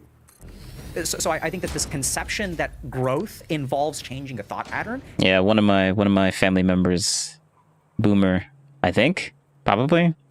They love Candy Crush. They love Candy Crush, but they're not hypocritical and say that everyone else should be off their phones and stuff like that. They're not hypocritical in that way, but they do like Candy Crush. But that's the only thing that they'll play. Is a preconception of yours, right? So if I have some members of my family who are very religious. Growth and progress in their mind does not mean altering different beliefs. Growth and progress means, hey, Alok, you need to come to this thing more. Come more. You need to come more. You need to bring your children. There's no, this presumption that challenge, growth, and thinking in different ways are all the same thing. That's a huge axiom. So do you think that every, approach to, I'll just say broadly, political problems, do you think all approaches are equally valid, or? No. Okay. Right, so hold on a second. Yeah, go ahead. We're talking about what is. Okay. Not what is good, or what is right, or what should be done. But my main point is that I don't think a lot of people, the world doesn't, revolve around people challenging their thought process. It's kind of like what you alluded to. I do think pundits move people, right? So when you say move, how are you defining that? What does that mean to you? Engender some kind of activity. Okay, yeah, maybe. I think I'd be using that word way differently, yeah. When I'm saying move, I mean change an opinion or change an idea. No. Okay, but I think that pundits do try to change people's opinions. Absolutely. I think they change them individually, but not categorically. So the way that I would say is that if I'm looking at a right-wing ecosphere or a left-wing ecosphere, if I step into that ecosphere, nobody is going to say anything that makes me uncomfortable or makes me re-examine some fundamental belief or idea. We're all kind of moving together in the same direction, and we're kind of reinforcing but I mean that's true, but they're still moving. Okay. Right, and that's where I think it's really interesting. I don't think that movement is across one spectrum. Yeah. Okay, that's how I was. Right. So if you look at the things like flat earthers or climate change or vaccines or COVID. And this is the part where Destiny just stops caring because this is he doesn't care that they're moving. The only thing Destiny cares about is if they're moving in Destiny's direction. They need to believe what Destiny believes. If they don't do that, then he doesn't care. All right, cool. He liked this this discussion until it got to the part to where he's just they just have two different definitions of what moving is. So or whatever. People are getting moved all the time. Right? So when there are people who are moving people on the political spectrum, I think what they're doing is when you have these pundits, right, who are talking about stuff the number of women I've worked with whose boyfriends and or fiancés and or husbands go down the red pill rabbit hole, there's a lot of change happening. There's a lot of movement happening. There's a lot of, you not doing my dishes means that you're emasculating me as a man. There's all kinds of change happening. People are getting moved all the time. Yeah. I think you're not... I understand we have that's cringe. Semantics, but okay, so let me ask a question actually, because I give this as an example, and you can talk me through this. But I understand why. That happens. I understand why. I mean, I say it's cringe, but I understand why people end up moving that way. They go from one way, and then they move to a completely different other thing, and they go head first into it, and then they overdo it basically, and then it becomes cringe. And I'm like, you don't need to go that far. These phrases like challenging or confrontational. And in my mind, what I envision this as is somebody says something that does not immediately resonate with me, but I feel like it should. This conversation for me is challenging. A lot of our conversations are because you have a much different perspective, and I actually don't, emotionally, I don't like your perspective. I would rather argue in mine and then be there. So I have to challenge myself to okay, hold on. Maybe my whole thought process here needs some adjustment. So then I try to adopt your perspective. But that's a thing I have to really go through, because my intuition is to just fight on everything and keep you in my way, Yeah. Well, no, I don't have to. But so one thing I would talk to people is sometimes people can challenge you in a way that is very challenging versus challenge you in a way that's kind of I call it fake bullshit, but you're gonna say that's maybe too loaded or something. And a comparison I'll say is for Red Pill World, somebody will say something I'm gonna tear you down and build you back up. Okay, but the tear down process is a form of it's all of it is enjoyable, right? So if I open a podcast and they're like, you're a weak piece of shit and you have to take more responsibility for your life and you need to do all these things and this is how you're gonna conquer the world and blah blah blah, it comes across like, man, this guy's being really mean, but you're gonna be better off at the end for it. But in reality, the person's actually enjoying it. They're loving the whole process, as opposed to a conversation where somebody might say, okay, we need to improve where you're at in the world. You haven't talked to your mom and dad in 5 years. You need to call them and do this. These relationships are failing. Where it's like, you'll come away from one conversation, the first one be like, yeah, this is awesome, let's go. But the second conversation you come away from, you're like, oof, okay, geez, I gotta work on stuff. And I feel like these are always presented the same, but I'm curious, do you see this differently at all? And then I'm tying this back to like what a challenge is, I guess, when I think about conversation. Absolutely. Okay, yeah. So these are like night and day. So you see those different, right? Yes. Don't worry, we'll step into your world. Okay. So I completely agree. So there's a couple of so I think this is where sophistication of language and understanding how the mind works becomes really important. So there's a term in psychiatry called ego syntonic and ego dystonic. I don't know if you're, Kyla, feel free to jump in. So, I think with one thing, so when someone has a low self-esteem, right? So if we look at like Red Pill appeals to people who are basically betas. The people who are true alphas don't engage. I kind of... Okay, I sort of agree with that, but it makes sense. It makes sense why that's a true statement. The reason why it's a true statement is because, like, if you didn't have issues with that type of stuff in the first place, then you wouldn't be seeking that stuff out in the first place.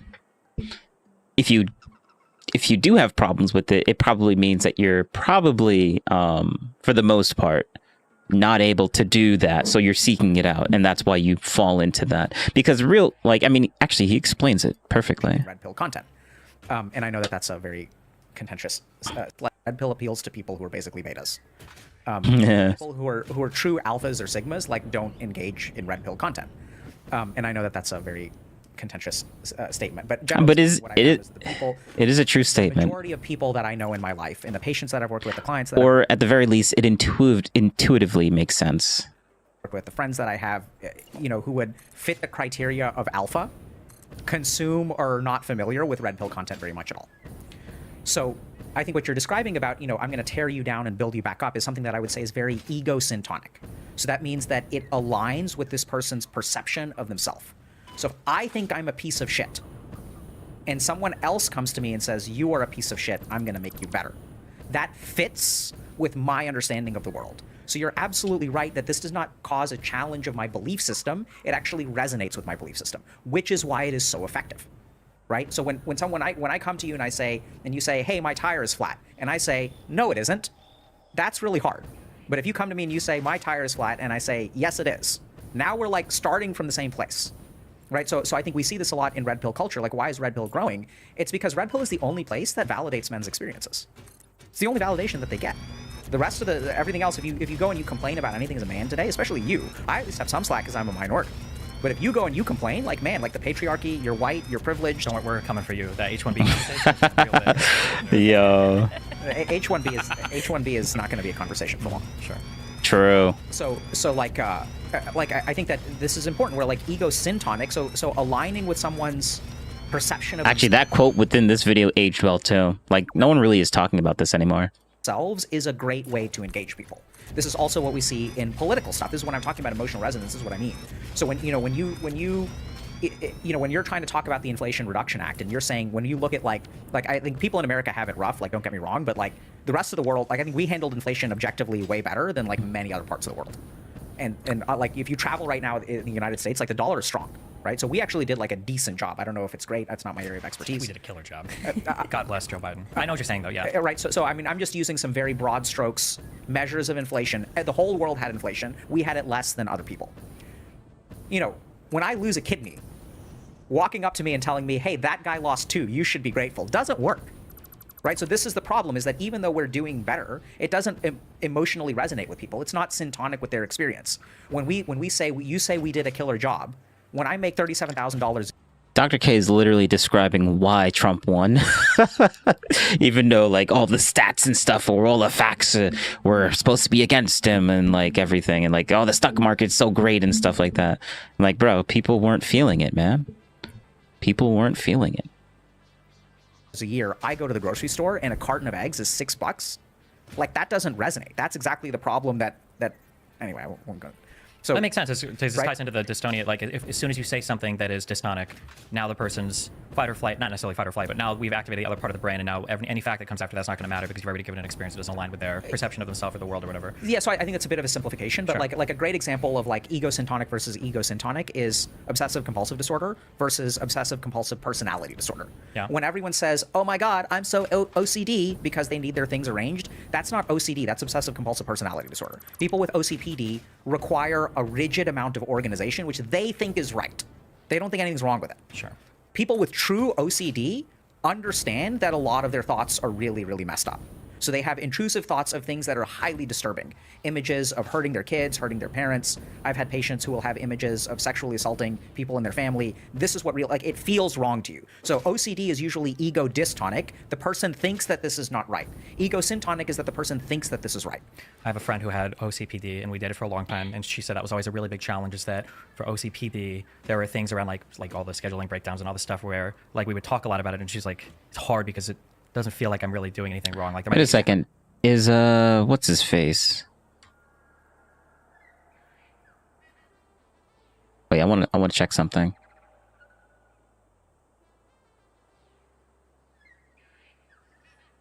What's his face? What is this guy's?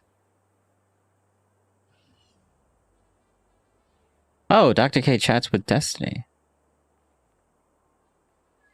Cool. Maybe we'll watch that another time.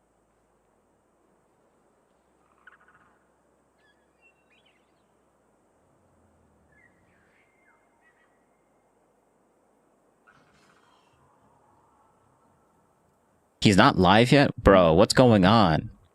What's going on, Destiny? Usually you're live at around this time. Is he doing something? Is he live on another social media or whatever?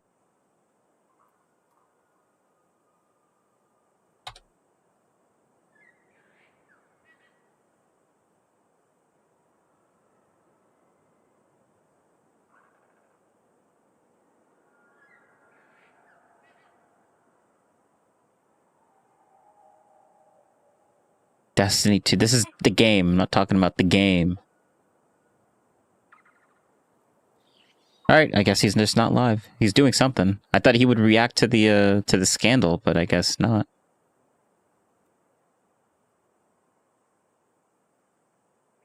Around perfectionism, but like internally it actually feels good. But yeah, that's a really challenging. Yeah, geez. Yeah. So I think when it comes to some of these like political discussions, or when we're talking about I'm going to tear you down and build you back up, that's very, very egosyntonic, right? So you're a piece of shit. I feel like a piece of shit. I'm an incel. I can't get a date. So I want to be torn down. Like, what do I want? I don't want to be this person anymore. I'm tired of being this person. Tear this person down and build me up into something. So it's very egosyntonic. It's meeting people where they're at. It validates like the self-loathing that they're experiencing. Absolutely. Is it similar then to like fundamental religion? Like a lot of fundamentalist religion, which is like what I grew up in, mostly spends a lot of time tearing you down all the time. Is the people that are drawn to that then typically also going to be more self-loathing? So, you know, I don't know is the short answer. Because I just haven't looked at the data on that. But I think that one of two things will happen. One is that there are absolutely people who resonate with that. But then also oftentimes in fundamental... This lady, the erudite, I guess that's her name. She has some really good questions. I really like the fact that she has like these really nice questions. Better than Destiny, I'm not gonna lie. Like, that's an interesting question. Because it makes intuitive sense for what she's saying. So, you know, I don't know is the short answer. Because I just haven't looked at the data on that. But I think that one of two things will happen. One is that there are absolutely people who resonate with that. But then also oftentimes in fundamentalist religion, there is a causative effect. Yeah. Right. So when you grow up in a fundamentalist religion, you will be you will be potentially even traumatized. I've worked with people who've been in like cults and stuff like that. Right. So then they create that self-loathing, which then becomes egosyntonic. Do you think that the red pill does anything to kind of build similarly? Like, not only are they resonating with young men who are feeling like lost and they feel like losers, right? And this is validating that. Is the red pill also doing something in that? It's like validating that and growing it in the way that like fundamentalism might like kind of reinforce to you over and over, like, no, you are trash. Well, so I think it's doing both. So remember that red pill is not homogenous, right? So I think that I've been watching like the red pill community for like 20 years. And, you know, back when I was like a freshman in college, I struggled with dating a lot. So like I had friends who were super into the pickup artist scene, which I think was like the original form of Red Pill. PUA stuff, yeah. Yeah, and then then it turned into Red Pill, and now like Red Pill is actually like pretty positive. Like there are a lot of Red Pill spaces that are incredibly positive. So the most advocacy that I've seen for men to go into therapy is actually in Red Pill spaces. What? Red Pill good? What? How could Red Pill be good? Just look at Destiny's face. He's like, I don't know about that, but Destiny's in non-argumentative mode. Like this is like the podcast. This is not Destiny debates stream. So like, yeah. So if you go to other like, but I know he definitely disagrees with that. Like men are unsalvageable. They're trash. They're to be blamed for the patriarchy. Whereas like, if you go to some Red Pill spaces and someone's like, I just got dumped by a girl. I asked her out twice. And people will be like, get your ass to the gym. Like there are a lot of Red Pill spaces that are incredibly positive. So the most advocacy that I've seen for men to go into therapy is actually in Red Pill spaces. So if you go to other like more liberal spaces on the internet, it's like men are unsalvageable. They're trash. They're to be blamed for the patriarchy. Whereas like, if you go to some Red Pill spaces and someone's like, I just got dumped by a girl. I asked her out twice. And people will be like, get your ass to the gym, like go to therapy, like go take care, like build something of yourself, right? So they'll actually offer a lot of like positive direction. Why doesn't the liberal trash talking of men resonate in the way that the red It's like, why when liberals say men are suck, patriarchy, that seems to be very aversive to young men, but then when Andrew Tate says you're a loser, you're weak, that does resonate with him. Is it just... Well, because Andrew Tate actually gives a solution to why you're weak and why you're a loser. Telling men that you're benefiting from the patriarchy. How's a single individual supposed to fix the patriarchy? Like that's an unsolvable problem on a per person basis. Like that's, of course, like you're just basically telling them something they can never change. It's like, so like that's why they don't resonate with them as much. That's the answer to that question. And I mean, I kind of already knew the answer to this before watching this, but that's kind of like what he says. It's because it's... Yeah, I guess I'll just leave that question. It's a brilliant question. I've never really thought about it before, but the first thing that comes to mind is that... So I think a big problem with sort of the way that like a lot of men are treated is that we're held responsible for something that was not ours to create. Like the patriarchy is a great example. Like you can talk about the patriarchy, we tend to be blamed for things that we didn't do. So there's a big difference between me as a man am blamed for sexual assault in the world. Like that is a completely unactionable claim to lay at my feet. Like, yeah. Maybe I'm responsible for it, but I don't think I am. So that there's a lot of like, so that energy of blaming men doesn't come from like a masculine place, right? Oftentimes it comes from a feminine place. So I'm not saying it's right or wrong. It's just like it's coming from a place. Toxic femininity? What? The other thing is that it's not clear what the action is. Whereas like oftentimes, so men are raised to be like very independent, right? Like, so one of the reasons we have a male mental health crisis is because we're really the one class of people who society doesn't care to help. So, and speaking of, what happened in this election, it's really interesting because if you look at the Democratic Party's website, I don't know if y'all have ever seen who they want to help. So they'll list like 12 or 13 groups of people, rural people, LGBTQ people, people of different ethnicities. And then at the very end, they say women, but there's no men. It's very frustrating that liberals and progressives have all of the theoretical academic framework and all of the understanding for describing these types of issues, but for some reason, especially when it comes to white men, they cannot apply it at all, or they don't, or it's a political thing. Funny enough, to go back to that conversation with O'Malley, I asked him a question of, do you think that the Democratic Party is going to increase their messaging when it comes to especially like young white men, like their issues? And he did this thing that I remember people would do in the past to women, where if a woman were to say something like, women have this issue, they're like, what about male suicidality? Okay, well, women have this issue, well, what about false accusations? And it's like if you're a woman, you can't complain, 10, 15 years ago about anything without a guy saying like, well, what about my issues? And it was funny because when I asked him that question, like, what about young white men? He was, and great guy, really cool. And he spoke a little bit later about this, but he said, we don't want to help just young white men. We want to help everybody. And it was that like, the delegitimizing. I was like, this is the same thing that people will do sometimes to minorities. Yeah, like African Americans will complain. Right, so everybody has part of it. Yeah. Right. So Black Lives Matter, all lives matter. Yeah, exactly. Right? Yeah. But all lives matter is okay in response to any majority group. Yeah. So I think the really interesting thing is that, if you go far enough into wokeness, you will discover systemic bias against men. Yeah, which is right. So there's a certain amount of wokeness where people stay asleep, and very intentionally so. You think intentionally so? Or what do you mean subconsciously? Okay, yeah, okay, gotcha. Yeah, because if I had a person in a room and then a black person comes in and somebody's like, I'm very uncomfortable, it's over. And it's like, why are you uncomfortable? Well, I had somebody rob me. It's like, you're being racist, you're systemic inequities, it's horrible, you know, this is the worst thing in the world. But if a woman was in a room and a man comes in and was like, I'm not very comfortable right now, and it's like, what do you mean, why not? I was sexually assaulted once, and then there's all this stuff. It's like, oh, okay, this guy needs to leave. And it's like, wait, what? There's a totally different treatment from a lot, from the exact same paradigm. Yeah, that's a double standard. Yeah, that's a double standard.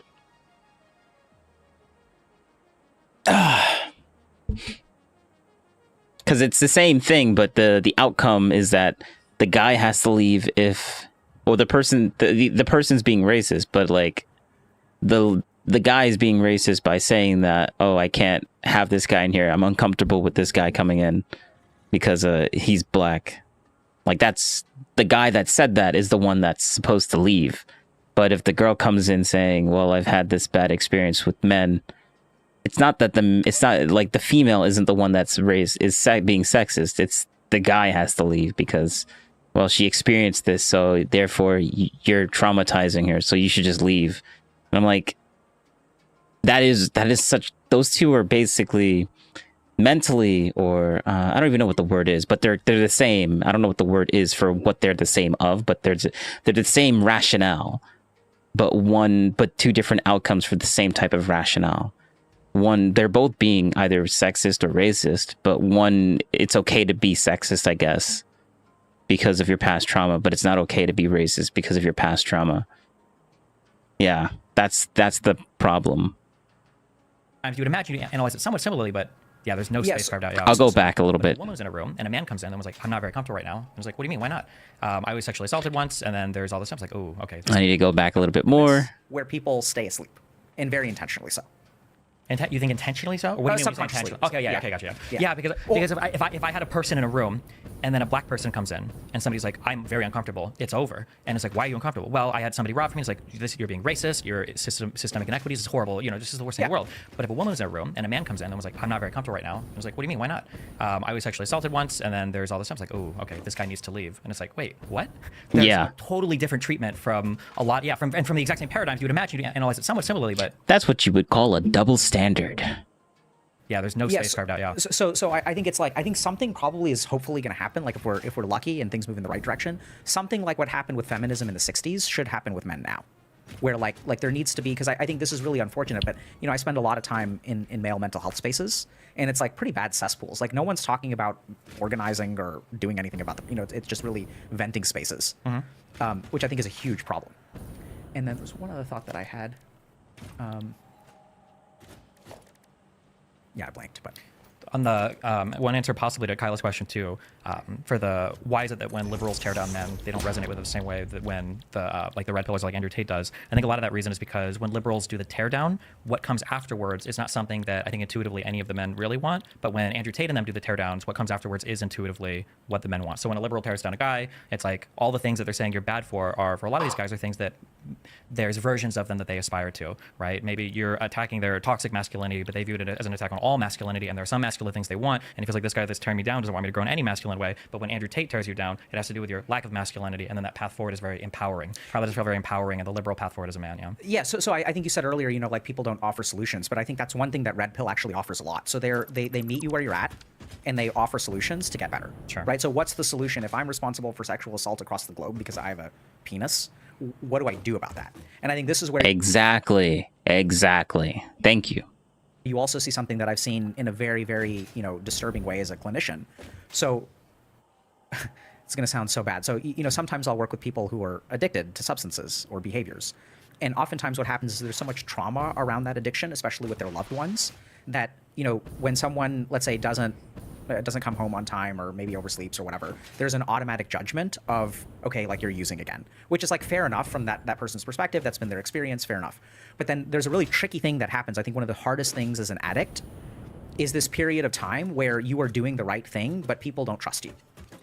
And so you're doing the time without having commit the crime. And so then at some point, if you really stop and think about it, if I'm paying the price for this behavior anyway, might as well do it.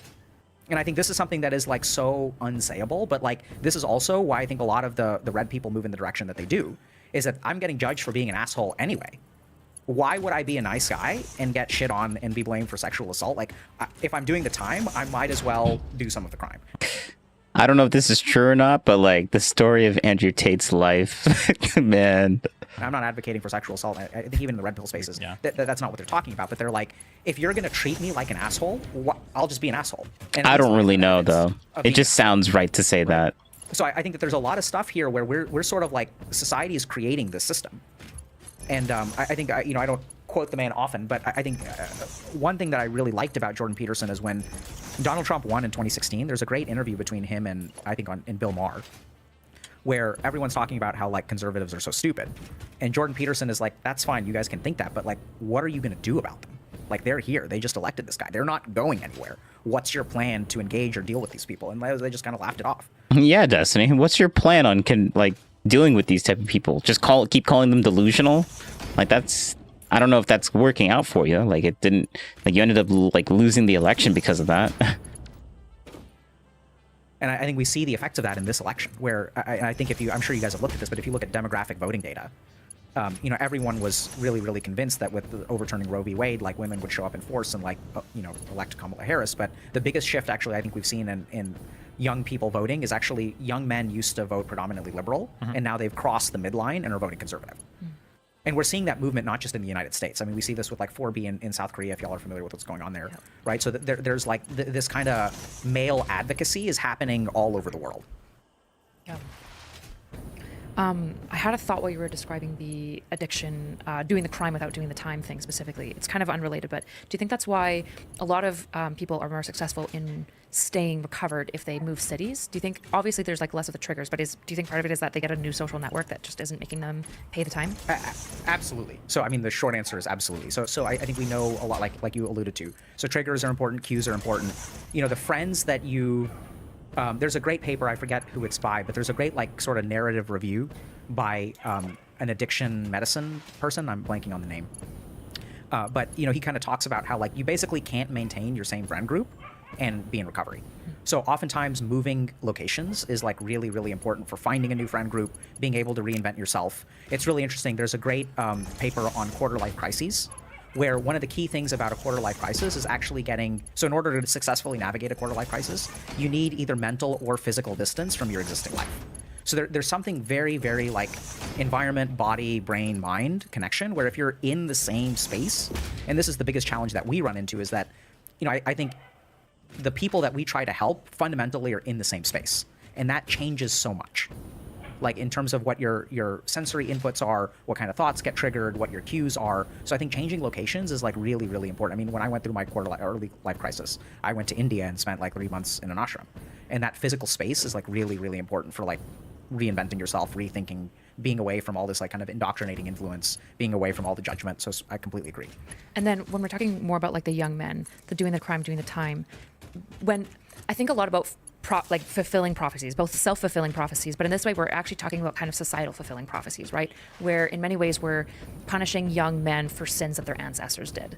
And so we're kind of giving this prophecy of like, young men, you're bad, all you want is sex, you don't care about women. And so they kind of become that thing. And you see that systemically with a lot of different, fundamentally like kind of oppressed, stigmatized groups, as you have a view of them as very negative, and they tend to consistently like reinforce that prophecy. And so I guess, how do you as a society break that cycle? It's very Ouroboros in nature. So how do you break the chain? How do you get out of that societally? Yeah, so I think, I can imagine that a lot of people who are listening to this will be upset by a lot of the things that we're saying. So I think one of the things that... I'm not, but I understand why he would say that, because he did say something about how the only type of men that go to like red pill or in general would be betas. So like you just called a bunch of people in red pill,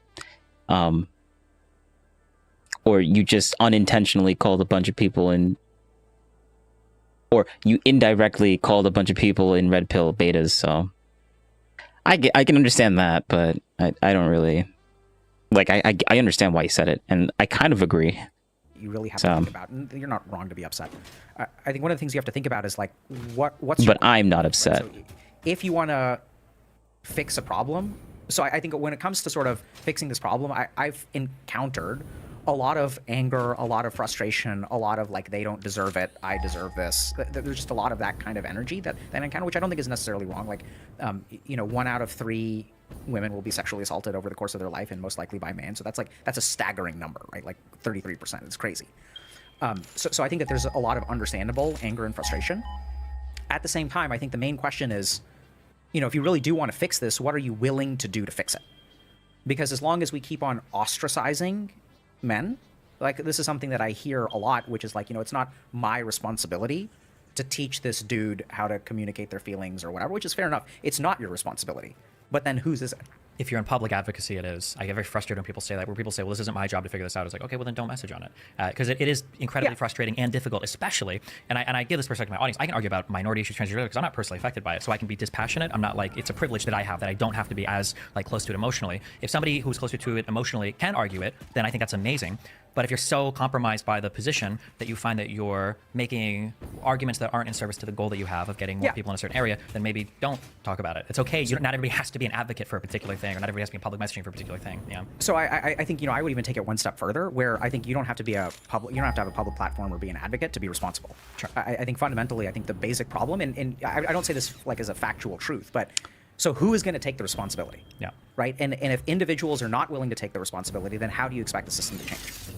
So what I tend to find, and this is sort of, you talk about public persona. So I felt internally like I took responsibility before I became a public persona. Mm-hmm. So becoming publicly speaking was the result of taking responsibility for this issue. Yeah. I'm going to try to help these people. And I think that, like, basically, how do we fix this? I think we have to have so if people don't like, I'm not saying Andrew Tate is good or bad, whatever. But if people don't like this red pill rabbit hole, then you need to engage in that conversation, right? You need to be a space, and I think that's one thing that our community, like our mods, have done a fantastic job of. Where we had this period of time, maybe about 2.5 years ago, we were growing a lot, and so we basically became like this like refuge for incels. So we started getting a lot of incels coming into our community, a lot of red pillars, a lot of black pillars, and there were a lot of women. So we did a lot of interviews with like female streamers and things like that. It seems like Destiny's gonna be joining that group. Black pillars? What? Destiny? Like, I mean, he seemed very black pill about Trump winning, and now he feels so like, what's the opposite of vindicated? Because like that's what everyone that supported Trump ended up feeling, vindication because of the whole election and how Trump won and everything. There has to be like the opposite of vindication for what Trump is feeling, besides saying he's black pilled. But like, yeah, it's just funny how he said that now, and Destiny kept talking about how he's like black pilled and stuff like that. And so this was like one place where like echo chambers collided. It's probably why he's talking to him in the first place, actually. Like, something beautiful happened where, they came up with a couple of really awesome rules. One of which was like, don't generalize. So if you say women are like this, men are like this, whatever, the post is going to be removed. You're welcome to say every single woman I've worked with has treated me this way. Fair enough. Every single man that I've dated has treated me this way. Completely fine. But no generalizations. And something beautiful happened when we sort of like pushed that. It was really contentious for a while. Is that we started having like these posts. I still remember someone was like, I'm a conventionally attractive woman who can get laid whenever I want to, and I feel incredibly lonely. This is my experience. And it was amazing to have a woman who was like probably in her mid-20s like share this experience. And then like incels in our community being like, wow, this sounds so incredibly hard. Like, this sounds exactly like me. Like, I thought that your life would have been completely different. So I think it is doable. We just need like dialogue, right? We need some way to be able to engage with each other and like understand someone else's perspective. I think one of the big challenges, I understand a lot, but it happens on the right too, depending on what you're talking about, is I feel like it's immediately obvious or intuitive when somebody's coming from a place of compassion and problem solving versus coming from a more punitive place. And a lot of the times it feels like the criticisms are more just punitive in nature, rather than like the patriarchy, we need to build a world where men and women can work together in a healthier way. It's like the patriarchy, men are evil men, and like that's it. And it's like, okay, well, there's not much to engage with there. And then anytime, I think I'm very critical of the left because I'm on the left on, is that like when you abandon a certain conversation and then you have all these like weird inbuilt mechanisms to ensure you never have those conversations around responsible platforming or whatever else. Now that you found a way to totally never have the conversation or talk to other people that are having the conversation, well, now you've ceded the ground completely to the people on the other side, and now no one is having that conversation that would otherwise be more responsible, I guess, or at least more in alignment with your goals as part of the conversation. But the way you have that conversation also matters, right? Because like what I know, like what's interesting about the story that you're sharing there is that it's not just that you created a space for the conversation to happen, because I think about like there's a lot of liberals, left-leaning people that are willing to talk to Republicans, but the nature of the conversation is typically going to be really caustic, and I don't see any understanding ever occurring between the two sides. All right, so I'm gonna end it here because I am very I mean, as you saw, I was yawning, so I'm getting a little tired, and and I'm at a point of this game where I can't.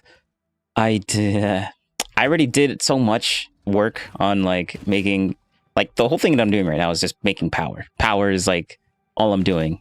I need turbo fuel, but I also need coal. That's why I was scanning for this coal stuff, and then I need compacted coal, so I need sulfur too. That's what I was doing this entire time. For anyone that even cares for what I'm playing and not just listening to the I guess the podcast, yeah. But I need to set up. Well, I need to figure out the numbers for compacted coal. I mean, I already have the numbers for that, so I just need. I need like 1,080 per minute of compacted coal. But then after I find all the sulfur and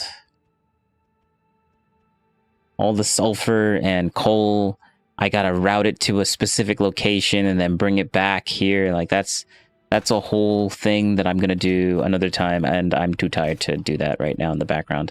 So we're gonna end the stream because I don't play this game unless I'm streaming, which is I think that's a good idea, honestly, because it's a time sink. This game is a time sink. But yeah, I got new buttons. Remember to do what's on screen. Thank you very much.